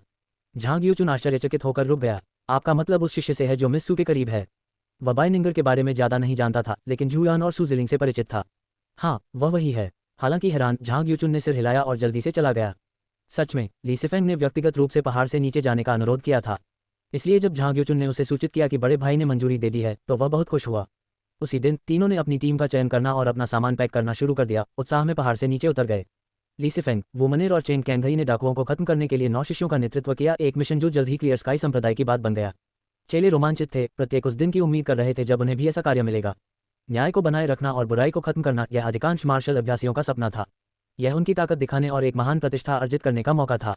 अल्पविराम, 1 महीना तेजी से बीत गया। लिंगक्सियाओ आंगन के भीतर ली केंगक्यू युआन ली को 1000 स्पिरिट फल खिला रहा था, जबकि ली डोंग्यू छत पर खड़ा था, दूर से देख रहा था। बर्फ भारी पड़ी, जिससे स्वर्ग और पृथ्वी सफेद रंग में ढक गई। उसके पास बहने वाले गुच्छे उसे छूने से पहले पिघल गए। जब ली केंगक्यू ने युआन ली को सक्रिय रूप से अपने हाथों में फल लेते देखा तो वह मुस्कुराया, फिर ली डोंग्यू की ओर देखा और कहा, जूनियर सिस्टर, नीचे आओ। वे ठीक हो जाएंगे। ली डोंग्यू ने भौहें चढ़ाते हुए उसकी ओर रुख किया। कल नया साल है और रात होने से पहले 1 घंटे से भी कम समय है। अगर वे तब तक नहीं लौटते हैं तो क्या हमें उन्हें खोजने के लिए पहाड़ से नीचे जाना चाहिए? जैसे ही ली केंगक्यू जवाब देने ही वाला था, उसे कुछ महसूस हुआ। क्षितिज की ओर अपनी निगाहें घुमाते हुए उन्होंने कहा, वे वापस आ गए हैं। ये सुनकर ली डोंग्यू की आंखें खुशी से चमक उठीं। उसने 1 सेकंड के लिए भी उस पर संदेह नहीं किया। छत से छलांग लगाते हुए वह आंगन की दीवार पर चढ़ गई और पहाड़ के द्वार की ओर दौड़ पड़ी। लेकिन क्यू नहीं उठा। वह युआन ली को 1000 स्पिरिट फ्रूट चबाते हुए देखने के लिए बस पीछे मुड़ा। लड़का एक छोटे से स्टूल पर बैठ गया, फल को दोनों हाथों में सावधानी से पकड़े हुए बहुत आज्ञाकारी व्यवहार कर रहा था। कुछ क्षण बाद आंगन में एक जीवंत हंगामा गूंज उठा, क्योंकि ली सिफेंग पहले दौड़ते हुए आए। उसका लबादा थोड़ा फटा हुआ था, लेकिन उसका चेहरा गर्व से चमक रहा था। वह ली केंगक्यू के पास पहुंचा, उसकी बांह पकड़ ली और उत्साह से कहा, वरिष्ठ भाई, आओ हमारी फसल देखो। आप कभी अनुमान नहीं लगा पाएंगे कि हमने क्या पाया है। फसल। ली केंगक्यू का पहला विचार बाय निंगर का था। क्या भाग्यशाली ने आखिरकार अपनी योग्यता दिखाए। वह खड़ा हुआ और ली सिफेंग के पीछे चला गया। युआन ली के साथ, जो 1000 स्पिरिट फ्रूट पकड़े हुए था, साथ ही खड़ा था और उनके पीछे चल रहा था। पहले मुझे पहाड़ के नीचे अपने अनुभव के बारे में बताएं। ली केंगक्यू ने अपना सिर थोड़ा ली सिफेंग की ओर मोड़ते हुए पूछा। अब ली सिफेंग की ऊंचाई पहले ही उसके कंधे से आगे निकल गई थी, लगभग उसके कान के लोब तक पहुंच गई थी, जिससे ली केंगक्यू कुछ हद तक भावुक महसूस कर रहा था। ये बच्चा आखिरकार अपने दम पर खड़ा हो सकता है। सब कुछ सुचारू रूप से चला। हमने दुष्टों को दंडित किया, न्याय को बरकरार रखा, अपना नाम बनाया। बात करने के लिए ज्यादा कुछ नहीं, बस 10 विनाश। हम मुश्किल से किसी वास्तविक विशेषज्ञ से मिले। ली सिफेंग ने लापरवाही से कहा। यह यात्रा पहले मार्शल आर्ट्स टूर्नामेंट की तुलना में बहुत कम रोमांचकारी थी, लेकिन उस समय के विपरीत वह टीम का नेतृत्व कर रहे थे। उनकी उपलब्धि की भावना अभी भी मजबूत थी। तभी शिष्यों का एक समूह बड़े संदूक लेकर आंगन में दाखिल हुआ। ली केंगक्यू और अन्य लोगों ने चलना बंद कर दिया। चेंग कैंगई उनके पीछे पीछे चल रहा था। ली केंगक्यू को उत्साह से देख रहा था। संप्रदाय गुरु, आओ देखो, इतना धन। वे कुल मिलाकर 3 बड़े संदूकों में ले गए। प्रत्येक को 2 लोगों को उठाने की आवश्यकता थी, स्पष्ट रूप से भारी। ली डोंग्यू और वू मैनर पीछे की ओर चले। दौड़ की तुलना में ली डोंग्यू ने इस बात की अधिक परवाह की कि वू मैनर घायल हो गया था या नहीं। ली केंगक्यू ने अपनी भौहें उठाईं और पूछा, ये सब कहाँ से आया? मुझे मत बताओ कि यह अधिकारियों का इनाम है, मैं इस पर विश्वास नहीं करूंगा। ली सिफेंग ने एक कदम आगे बढ़ाया, एक संदूक खोला और गर्व से मुस्कुराया। डाकुओं से लूट। वे पहाड़ी चोर वास्तव में अमीर थे, लेकिन चूंकि वे वांछित पुरुष थे, इसलिए उन्होंने इसे खर्च करने की हिम्मत नहीं की। ली केंगक्यू छाती के पास गया और अंदर देखा। ये तांबे के सिक्कों, सोने और चांदी के गहने और यहाँ तक कि कुछ चित्रों और स्क्रॉल के साथ ऊंचा ढेर था, स्पष्ट रूप से मूल्यवान वस्तुएं। वह अन्य 2 संदूकों की जांच करने के लिए चला गया। दोनों खजाने से भी भरे हुए थे। ली सिफेंग के साथ पहाड़ से नीचे उतरने वाले शिष्यों ने प्रशंसा की उम्मीद में ली केंगक्यू की ओर उम्मीद से देखा। जब ली केंगक्यू की अभिव्यक्ति में ज्यादा बदलाव नहीं आया तो ली सिफेंग ने सोचा कि उसका बड़ा भाई नाखुश है और उसने पूछा, वरिष्ठ भाई, क्या कुछ गड़बड़ है? इन कीमती सामानों को उन डाकुओं द्वारा आम लोगों और कुलों से चुरा लिया गया था। वे गलत तरीके से अर्जित लाभ हैं। ली केंगक्यू ने शांति से कहा। उसकी बातों पर शिष्यों के दिल की धड़कन छूट गई और ली सिफेंग चिंतित हो गए। डाकुओं की बुराई का हमसे क्या लेना देना है? वरिष्ठ भाई, आप इसे वापस करने की योजना नहीं बना रहे हैं, है ना? भले ही हम मजबूत हैं और डाकुओं को काटना आसान था, फिर भी हमने इसके लिए अपनी जान जोखिम में डाल दी। ली सिफेंग ने चौड़ी आंखें लगाते हुए कहा। उन्होंने दूसरों के विचारों को भी आवाज दी। ली केंगक्यू ने उस पर एक नजर डाली और चिढ़कर कहा, इसे वापस कर दो। कहाँ? अधिकारियों को। यह शायद आधे रास्ते में गबन किया जाएगा। अपने दूसरे वरिष्ठ भाई को सब कुछ गिनने के लिए कहें, 2/3 निकालें और प्राचीन महान पर्वत श्रृंखला के आसपास के ग्रामीणों को वितरित करने के लिए अनाज और कपड़े का व्यापार करने के लिए इसे बैचों में पहाड़ से नीचे भेजें। इससे क्लियर स्काई सेक्ट को अच्छी प्रतिष्ठा मिलेगी। ये हमारा सही लाभ है और आपका श्रेय भी। आप प्रत्येक पुरस्कार के रूप में इन चेस्टों में से एक आइटम चुन सकते हैं। ये सुनकर शिष्यों की आंखें चमक उठीं और वे सभी ली केंगक्यू के प्रति कृतज्ञता में झुक गए। संप्रदाय गुरु के शब्द सीधे थे, लेकिन किसी को भी बुरा महसूस नहीं हुआ। वे अच्छे कर्म करने वाले संप्रदाय का समर्थन कर सकते थे, लेकिन बिना इनाम के नहीं, खासकर जब से ये धन अपने जीवन को जोखिम में डालकर अर्जित किया गया था। लेकिन क्यू ने एक संदूक से एक पुराना कांस्य दर्पण उठाया, फिर एक तरफ हट गया और शिष्यों को चुनना शुरू करने का इशारा किया। लीसीफेंग हाथापाई में शामिल नहीं हुए। वह लेकिन क्यू के पास गया और फुसफुसाया, वरिष्ठ भाई, क्या 2/3 थोड़ा ज्यादा नहीं है? 2/3 बहुत कुछ लग सकता है, लेकिन प्राचीन महान पर्वत श्रृंखला के पास के गांवों में बिखरा हुआ ये दूर तक नहीं जाएगा। महान कार्यों को पूरा करने के लिए कोई कंजूस नहीं हो सकता। इसके अलावा ये धन अप्रत्याशित रूप से आया, लोगों के पास लौट आया। लेकिन क्यू ने लापरवाही से कहा। क्लियर स्काई संप्रदाय में हाल ही में पैसे की कमी नहीं थी। दैनिक खर्च और निर्माण योजनाएं सभी को कवर किया गया था। इसके अलावा इस धन को वितरित करने से उन्हें अंतहीन सद्भावना और भविष्य के शिष्य मिलेंगे। लंबे समय में ये नुकसान से बहुत दूर था। उनके पास जितने अधिक शिष्य होंगे, सच्ची प्रतिभाओं के प्रकट होने की संभावना उतनी ही अधिक होगी। पिछले आधे साल में अधिकांश नए रंगरूटों में खेती की योग्यता खराब थी, इसलिए उन्हें झांग यूचुन की सलाह लेनी पड़ी अपनी प्रतिष्ठा का विस्तार करने और अधिक लोगों को शामिल होने के लिए आकर्षित करने के लिए। लीसीफेंग ने अपने होंठ भींचे, लेकिन ये सुनने के बाद उसके पास कहने के लिए और कुछ नहीं था। लेकिन क्यू करीब झुक गया और फुसफुसाया, अगली बार जब तुम पहाड़ से नीचे जाओगे तो बाइनिंगर को अपने साथ ले जाओ। वह बच्चा काफी बोधगम्य लगता है। जब आपके पास समय हो तो उसे थोड़ा और सिखाएं। बोलने के बाद लेकिन क्यू ने लीसीफेंग के कंधे को थपथपाया, फिर युआन ली को उठाया और पास की एक लंबी मेज की ओर चल दिया। लीसीफेंग ने बाइनिंगर को अजीब भाव से देखा। चूंकि लड़का छोटा था, इसलिए उसे 2 शिष्यों के बीच निचोड़ा गया था। केवल उसका आधा शरीर दिखाई दे रहा था, काफी हास्यपूर्ण।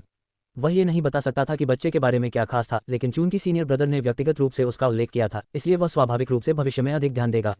युआन ली को नीचे सेट करने के बाद लेकिन क्यू अकेले अपने कमरे में लौट आया। लीसीफेंग की यात्रा का असली इनाम खजाना नहीं था, बल्कि लेकिन क्यू ने जो कांस्य दर्पण लिया था।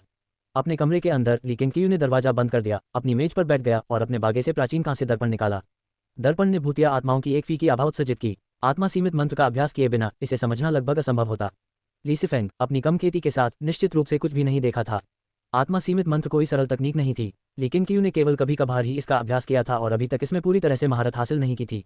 लेकिन इसने आत्माओं के बारे में उनकी धारणा को और अधिक तीव्र बना दिया। कांस्य दर्पण साधारण लग रहा था, यहाँ तक कि थोड़ा पुराना भी, बादल वाली सतह के साथ। उसने लापरवाही से इसमें वाइटल एनर्जी का इंजेक्शन नहीं लगाया। इसके बजाय उसने चुपचाप आत्मा सीमित मंत्र की मानसिक पद्धति को प्रसारित किया, दर्पण की सतह पर स्थिर रूप से घूरते हुए। अचानक उसने एक झलक पकड़ी, एक सफेद कपड़े पहने हुए महिला जिसके बिखरे बाल थे, नंगे पांव, अंधेरे में लेटी हुई थी। चौंक कर उसने जल्दी से अपनी निगाहें हटा लीं। वास्तव में एक भूत था। ये किसी जादुई कलाकृति के साथ उनकी पहली मुठभेड़ नहीं थी, जिसने पुष्टि की कि इस भूमि पर कभी काश्तकार मौजूद थे। वे तब से गायब क्यों हो गए, वह नहीं जानता था। इस पर विचार करने के बाद उसने स्थिति को उत्तेजित नहीं करने का फैसला किया। वह ये तय नहीं कर सका कि आईने के भीतर भूत कितना मजबूत था, लेकिन कम से कम अभी के लिए वह निष्क्रिय लग रही थी। वह उठा और सीधी धूप से बचने के लिए कांस्य दर्पण को खिड़की पर रख दिया। इसे सेट करने के बाद वह कमरे से बाहर चला गया। बाहर सूरज की रोशनी धीरे धीरे मंद हो गई, जब तक कि रात नहीं हो गई और दर्पण पूरी तरह से अंधेरे में ढक गया। वसंत महोत्सव एक बार फिर आ गया। पिछले वर्षों की तुलना में क्लियर स्काई संप्रदाय के पास और भी अधिक नए चेहरे थे, जिससे उत्सव पहले से कहीं अधिक जीवंत हो गया। मुर्गियों और सुअरों का वध किया गया, पटाखे गूंज उठे। उत्सव पिछले साल की तुलना में कहीं अधिक भव्य था, जिससे हर शिष्य को संप्रदाय के नेताओं की सद्भावना का एहसास हुआ। 3 दिनों की मौजमस्ती के बाद जियांग झाओक्सिया और लीसीफेंग प्रत्येक ने पहाड़ से नीचे एक टीम का नेतृत्व किया। एक बदला लेने की कोशिश कर रहा था, दूसरा न्याय को बरकरार रख रहा था। एक बार जब वे चले गए तो क्लियर स्काई संप्रदाय फिर से शांत हो गया। दोपहर के समय एक जंगल में 9 शिष्य लेकिन क्यू के सामने खड़े थे, चेहरे उत्साह से भरे हुए थे, आंखें उस पर टिकी हुई थीं। ये 9 पिछले वर्ष के सबसे तेजी से सुधार करने वाले शिष्य थे। लेकिन क्यू अपने वादे को पूरा करने के लिए यहाँ थे, उन्हें आदिम एकता शास्त्र की पहली परत सिखाने के लिए। आदिम एकता शास्त्र स्पष्ट आकाश संप्रदाय की विशिष्ट गुप्त कला है। एक बार जब आप इसकी पहली परत में महारत हासिल कर लेते हैं तो आप सच्चे विरासत में मिले शिष्य होंगे। मैं कोई समय सीमा निर्धारित नहीं करूंगा, चाहे वह 1 वर्ष में हो या 30 में, भले ही इसमें दशकों लग जाएं। एक बार जब आप पहली परत पर पहुंच जाते हैं तो मैं आपको दूसरा सिखाऊंगा। लेकिन ये याद रखें, आदिम एकता शास्त्र को कभी भी बाहर नहीं फैलाया जाना चाहिए। भले ही एक दिन आप पहाड़ से नीचे उतरें और आपके अपने परिवार हो, आपको इसे अपने वंशजों को नहीं देना चाहिए। यदि संप्रदाय को पता चलता है कि रजिस्टर के बाहर कोई भी इस कला को सीखता है, तो चाहे वे कहीं भी भाग जाएं, क्लियर स्काई संप्रदाय उन्हें मौत के घाट उतार देगा। लेकिन क्यू का स्वर गंभीर था और उनके शब्दों ने 9 शिष्यों को तुरंत शांत कर दिया। बेशक, उन्होंने और अधिक धीरे से कहा, यदि आपके बच्चे भविष्य में आदिम एकता शास्त्र की खेती करना चाहते हैं तो आप उन्हें संप्रदाय में शामिल होने और इसे वैध रूप से प्राप्त करने की सलाह दे सकते हैं। समझ गया। एक बार जब बहुत से लोग इसका अभ्यास कर लेते हैं तो शास्त्र अनिवार्य रूप से फैल जाएगा। वह जो सबसे अच्छा कर सकता था वह नियम पहले से निर्धारित करना था।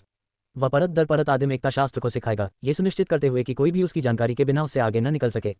शिष्यों को कुछ भयभीत देखकर लेकिन क्यू ने बोलना बंद कर दिया और शास्त्र की मानसिक पद्धति और बैठे ध्यान और ऊर्जा अवशोषण की तकनीक सिखाना शुरू कर दिया। पौष्टिक महत्वपूर्ण ऊर्जा क्षेत्र की पहली परत में किसी को मार्शल वर्ल्ड में घूमने का अधिकार था। दूसरी परत पर यांग जुएडिंग की तरह कोई भी किसी क्षेत्र पर हावी हो सकता है। तीसरी परत पर गुजो की मार्शल दुनिया के भीतर कोई भी किसी के साथ प्रतिस्पर्धा कर सकता था। लेकिन क्यू का वर्तमान लक्ष्य 5 वर्षों के भीतर पौष्टिक महत्वपूर्ण ऊर्जा क्षेत्र की पहली परत के 100 काश्तकारों को प्रशिक्षित करना था। यह एक महत्वाकांक्षी लक्ष्य था। कई लोगों के लिए पहली परत एक दुर्गम खाई थी। उसने उन्हें 2 दिनों तक निर्देश दिया, फिर 9 शिष्यों को अपने दम पर खेती करने के लिए भेज दिया। प्रत्येक के अपने मित्र थे और जल्द ही संप्रदाय के बीच ये बात फैल गई। हालांकि किसी ने भी आदिम एकता शास्त्र के रहस्यों को प्रकट नहीं किया, फिर भी उन्होंने पुष्टि की कि संप्रदाय गुरु ने झूठ नहीं बोला था। जो लोग लगन से खेती करते थे और अपने कार्यों को पूरा करते थे, वे वास्तव में संप्रदाय की परम कला तक पहुंच प्राप्त कर सकते थे। लीसिफेन की टीम के पहाड़ छोड़ने के बाद झांग यूचुन संप्रदाय में बने रहे, प्रबंधन को कड़ा किया और अपनी प्रशासनिक टीम का निर्माण किया, जिससे ली किंगक्यू को बहुत परेशानी हुई। जब सर्दियों की बर्फ अंततः पिघल गई तो अधिक से अधिक लोग चिकित्सा सहायता के लिए पहाड़ पर आए। क्लियर स्काई संप्रदाय की प्रसिद्धि प्राचीन महान पर्वत श्रृंखला के आसपास के पूरे क्षेत्र में फैल गई थी। उस दिन लियू फैंजोउ संप्रदाय के रोडवर्क को वित्तपोषित करने वाले धनी संरक्षक ने फिर से दौरा किया। लेकिन क्यू, झांग यूचुन और ली डोंगयू ने व्यक्तिगत रूप से उनका स्वागत किया, उनकी बेटी लियू यान को भी शामिल होने के लिए आमंत्रित किया। ये देखकर कि लियू यान के स्वास्थ्य में बहुत सुधार हुआ था, उसका रंग गुलाबी और जीवंत, लियू फैंजोउ बहुत खुश था। जब उन्हें पता चला कि वह ली डोंगयू की शिष्या बन गई हैं, तो उन्होंने तुरंत शिक्षुता के उपहार के रूप में एक जेड पेंडेंट प्रस्तुत किया। कुछ सुखद बातचीत के बाद लियू फैंजोउ की अभिव्यक्ति गंभीर हो गई। संप्रदाय मास्टर ली, मैं समाचार लेकर आया हूँ, आपको जल्दी तैयारी करनी चाहिए।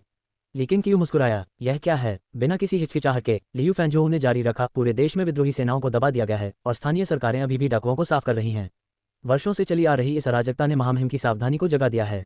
ग्रेट ली राजवंश का क्षेत्र विशाल है और अदालत हर कोने का प्रबंधन नहीं कर सकती है। सम्राट ने महल में हर संप्रदाय के मार्शल विशेषज्ञों को बुलाने की योजना बनाई है, संप्रदायों को आधिकारिक पद सौंपने के लिए, उन्हें आम लोगों की सुरक्षा सौंपने के लिए। अध्याय 50 पूर्ण समर्थन। एक मार्शल आर्ट संप्रदाय से एक अमर साधना संप्रदाय तक मार्शल संप्रदायों को आधिकारिक रैंक सौंपना, क्या ये शांति है या एक जाल? झांग यूचुन ने बोलते हुए भौहें सिकोड़ लीं। वो बाओयू के साथ हुई घटना के कारण वह वर्तमान सम्राट के प्रति संदेह से भर गया था। वह विश्वास नहीं करता था कि यह सम्राट परोपकारी है। सम्राट ने केवल देश भर में अराजकता को शांत किया था क्योंकि उस उथल-पुथल ने उसकी शाही शक्ति को खतरे में डाल दिया था। अन्यथा ऐसा विकार इतने सालों तक कैसे रह सकता था? लेकिन क्यू ने भी महसूस किया कि यह मामला एक अच्छे संकेत से बहुत दूर था। लियू फैंजोउ, सम्राट की अमरता की खोज और उस खोज में किए गए कार्यों से अनजान, अपना हाथ लहराया और कहा, वह सम्राट है। यदि वह वास्तव में मार्शल संप्रदायों के खिलाफ योजना बनाना चाहता था, तो क्या उसे इस सारी परेशानी से गुजरना होगा? वह डाकुओं को खत्म करने के बहाने सेना भेज सकता था। आखिरकार मार्शल की दुनिया में पहले किसने नहीं मारा है? यदि वह कानून द्वारा न्याय करता है तो अधिकांश को मौत की सजा दी जाएगी। इसके अलावा इतने सारे मार्शल मास्टरों को शाही महल में बुलाना महामहिम काफी जोखिम उठाना होगा। लेकिन क्यू और झांग यूचुन ने एक नज़र डाली। दोनों ने महसूस किया कि इस मामले पर लियू फैंजोउ के साथ आगे बहस करना व्यर्थ था। क्या यह एक जबरन सम्मन है या स्वैच्छिक उपस्थिति है? झांग यूचुन ने पूछना जारी रखा। लियू फैंजोउ हंसे, स्वाभाविक रूप से स्वैच्छिक। यदि यह अनिवार्य होता तो यह वास्तव में संदिग्ध होता। लेकिन चूंकि शाही शहर बहुत दूर है, इसलिए इस तरह के आधिकारिक पद के लिए प्रतिस्पर्धा इस बात पर निर्भर करती है कि कौन पहले समाचार सुनता है और कौन पहले प्रस्थान करता है। लेकिन क्यू ने सिर हिलाया। भले ही, धन्यवाद मचेंट लियू, हमारे साथ यह जानकारी साझा करने के लिए। इसके बारे में कुछ मत सोचो, हम सब एक परिवार हैं। लियू फैंजोउ ने अपना हाथ खारिज कर दिया। एक चतुर व्यक्ति होने के नाते वह बता सकता था कि लेकिन क्यू और झांग यूचुन दोनों इस विचार के प्रतिरोधी थे, इसलिए उन्होंने आगे दबाव नहीं डाला। उन्होंने मार्शल की दुनिया में अन्य मामलों के बारे में बात करना शुरू कर दिया और यहाँ तक कि पूर्ण संत संप्रदाय को भी लाया। यानवुजिन ने आयरन माउंटेन पीक के माध्यम से तूफान किया, सभी 18 पीक मास्टर्स को हराया और तुरंत प्रसिद्धि प्राप्त की। वह वास्तव में इस पीढ़ी के सबसे महान विशेषज्ञों में से एक हैं। उन्होंने अब गुजो की सीमा पर एक संप्रदाय की स्थापना की है, जिसे एब्सोल्यूट सेंट संप्रदाय कहा जाता है। ऐसा कहा जाता है कि उन्हें लिचुआन के तांग परिवार का समर्थन मिला है, लिचुआन के 4 महान उपनामों में से एक। जोंगटियन प्रांत में भी तांग परिवार एक शीर्ष स्तरीय कबीला है। उनके समर्थन से और यानवुजिन के मार्शल कौशल के साथ गुजो के साथ महान संप्रदाय जल्द ही 8 हो सकते हैं। लियू फैंजोउ ने प्रशंसा में आह भरी, स्पष्ट रूप से यानवुजिन के लिए बहुत सम्मान रखते हुए। लियू यान ने अपने पिता की ओर देखा, बोलना चाहती थी लेकिन खुद को रोक रही थी। उनके संप्रदाय में हर कोई पूर्ण संत संप्रदाय के पिछले हमले के बारे में जानता था। निरपेक्ष संत संप्रदाय के संप्रदाय गुरु जूनिंग द्वारा पराजित किए गए थे। उस लड़ाई ने संप्रदाय के भीतर जूनिंग की प्रतिष्ठा को तुरंत बढ़ा दिया था, जिससे वह जियांग झाओक्सिया के साथ समान स्थिति में आ गई थी। दोनों के बीच कौन मजबूत था, ये सवाल शिष्यों के बीच अक्सर निजी चर्चा का विषय बन गया था। लियू फैंजोउ ने फिर लेकिन क्यू की ओर देखा और मुस्कुराते हुए कहा, संप्रदाय मास्टर ली, मेरी राय में गुजो में 9 महान संप्रदाय होने चाहिए। 9वां आपका क्लियर स्काई संप्रदाय होना चाहिए। क्यों न इस अवसर का लाभ उठाकर अपनी पहचान बनाई जाए। यदि आपको सहायता की आवश्यकता है तो मैं, लियू फैंजोउ, आपको अपना पूरा समर्थन दूंगा। क्लियर स्काई संप्रदाय की इस यात्रा ने उन्हें गहरा आश्चर्यचकित कर दिया था। परिवर्तन जबरदस्त थे, कई और शिष्य, मजबूत नींव, सब कुछ सुझाव देता था कि क्लियर स्काई संप्रदाय एक बार फिर से बढ़ रहा था।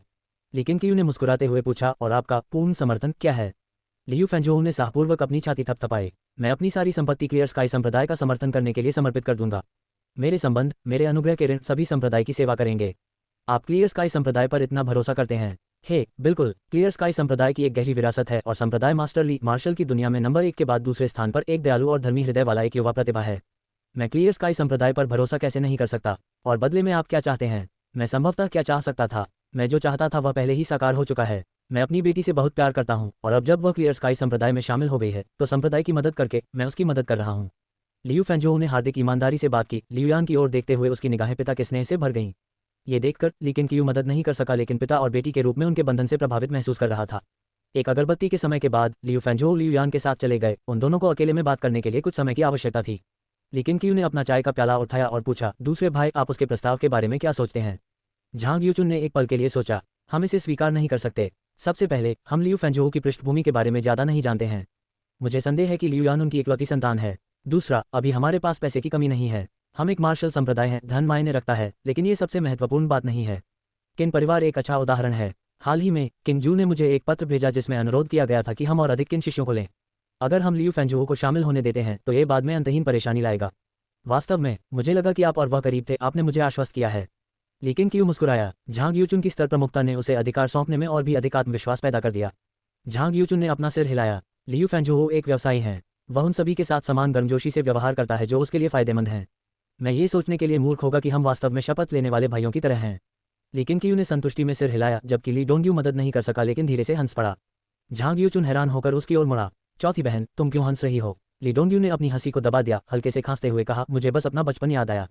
बड़ा भाई नहीं बदला है, लेकिन आप, दूसरे भाई, आप उसके द्वारा इतनी आसानी से धोखा दिया जाता था। किसने सोचा होगा कि अब तुम इतने चतुर हो जाओगे? उसके चिढ़ाने पर झांग यूचुन का चेहरा थोड़ा लाल हो गया, क्योंकि वह अपना बचाव करने के लिए जल्दबाजी कर रहा था। उन्हें देखकर ली केनक्यू को अचानक एहसास हुआ कि उसका छोटा भाई और बहन बड़े हो गए हैं। वह इस साल 20 साल का होने वाला था।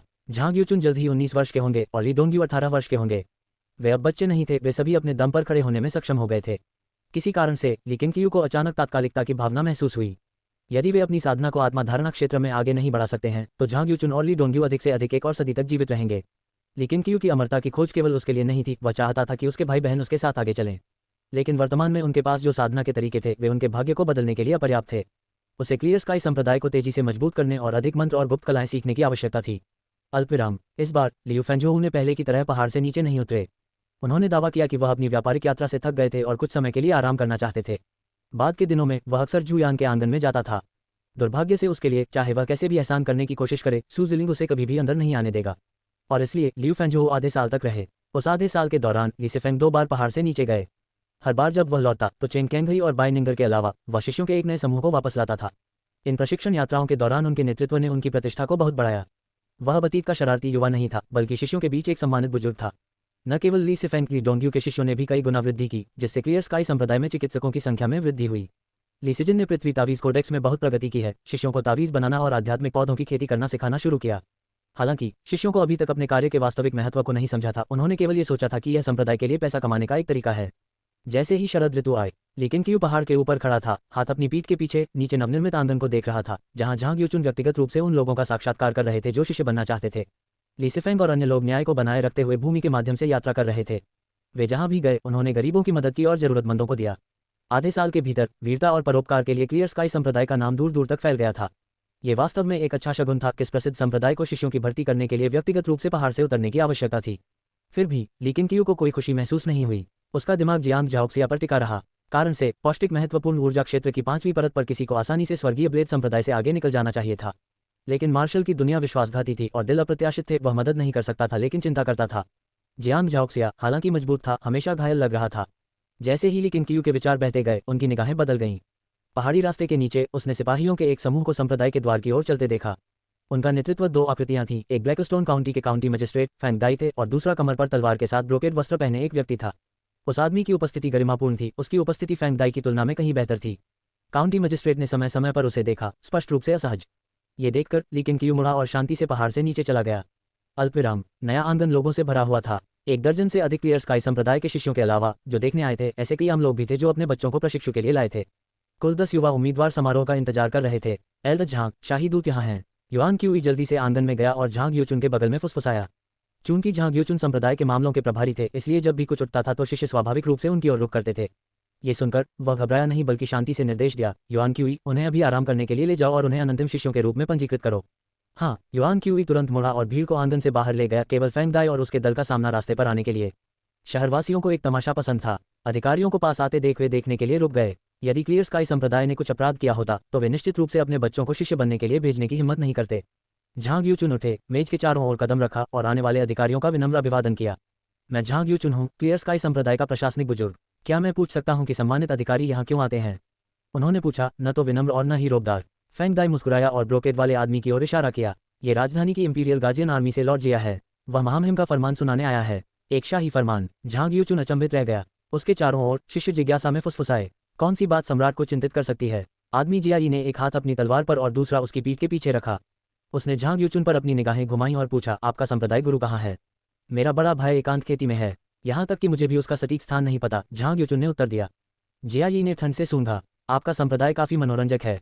संप्रदाय मास्टर इस युवा व्यक्ति को अधिकार छोड़ते हुए खेती करता है। बहुत हो गई बात। महामहिम ने आदेश दिया कि सभी मार्शल संप्रदायों के आकाओं को सिंहासन के सामने खुद को पेश करने के लिए जोंगटियन में प्रवेश करना है। जो लोग असाधारण प्रदर्शन करते हैं उन्हें रैंक और उपाधि दी जाएगी। क्लियर स्काई संप्रदाय के संप्रदाय मास्टर को अगले वसंत से पहले राजधानी पहुंचना चाहिए। फेंग दाई ने नोट किया कि जियाई ने शाही फरमान का उत्पादन करने की भी जहमत नहीं उठाई और तुरंत समझ गई वह व्यक्ति स्पष्ट रूप से स्पष्ट आकाश संप्रदाय को नीचे देखता था। यही कारण था कि उसने वो बावयू के साथ संघर्ष के डर से उसके साथ जाने पर जोर दिया था। झांग यूचुन ने थोड़ा भौहें चढ़ा दी। क्या हमें जाना चाहिए? मैंने सुना है कि भागीदारी स्वैच्छिक थी। जियाई की आंखें सख्त हो गईं। और आपको ये किसने बताया? मार्शल वर्ल्ड का एक दोस्त जिसने इसे किसी और से सुना। मैं अब आपको सीधे बता रहा हूँ। क्या तुम मुझे नहीं समझते? जियाई ठंड से भौंकने लगी। अचानक झांग यूचुन की ओर अपना हाथ उठाया। उसकी हथेली से एक शक्तिशाली चूषण बल फूट पड़ा। आंतरिक ऊर्जा का उछाल एक भंवर बना जिसने झांग यूचुन को आगे खींच लिया। गार्ड से पकड़े जाने पर झांग यूचुन खुद को स्थिर करने से पहले 2 कदम लड़खड़ा गया। भयंकर खिंचाव ने उसके बागे को उड़ा दिया और उसके बाल हवा में कोड़े मार दिए। वह जियाई पर भौहें चढ़ा रहा था क्योंकि धूल उनके चारों ओर हिंसक रूप से घूम रही थी। क्लियर स्काई संप्रदाय के शिष्य जल्दी से तितर बितर हो गए, जिससे आंगन का प्रवेश द्वार अवरुद्ध हो गया। जियाई की अभिव्यक्ति थोड़ी बदल गई। उसे उम्मीद नहीं थी कि झांग यूचुन उसकी दानव जब्त करने की तकनीक का सामना करेगा।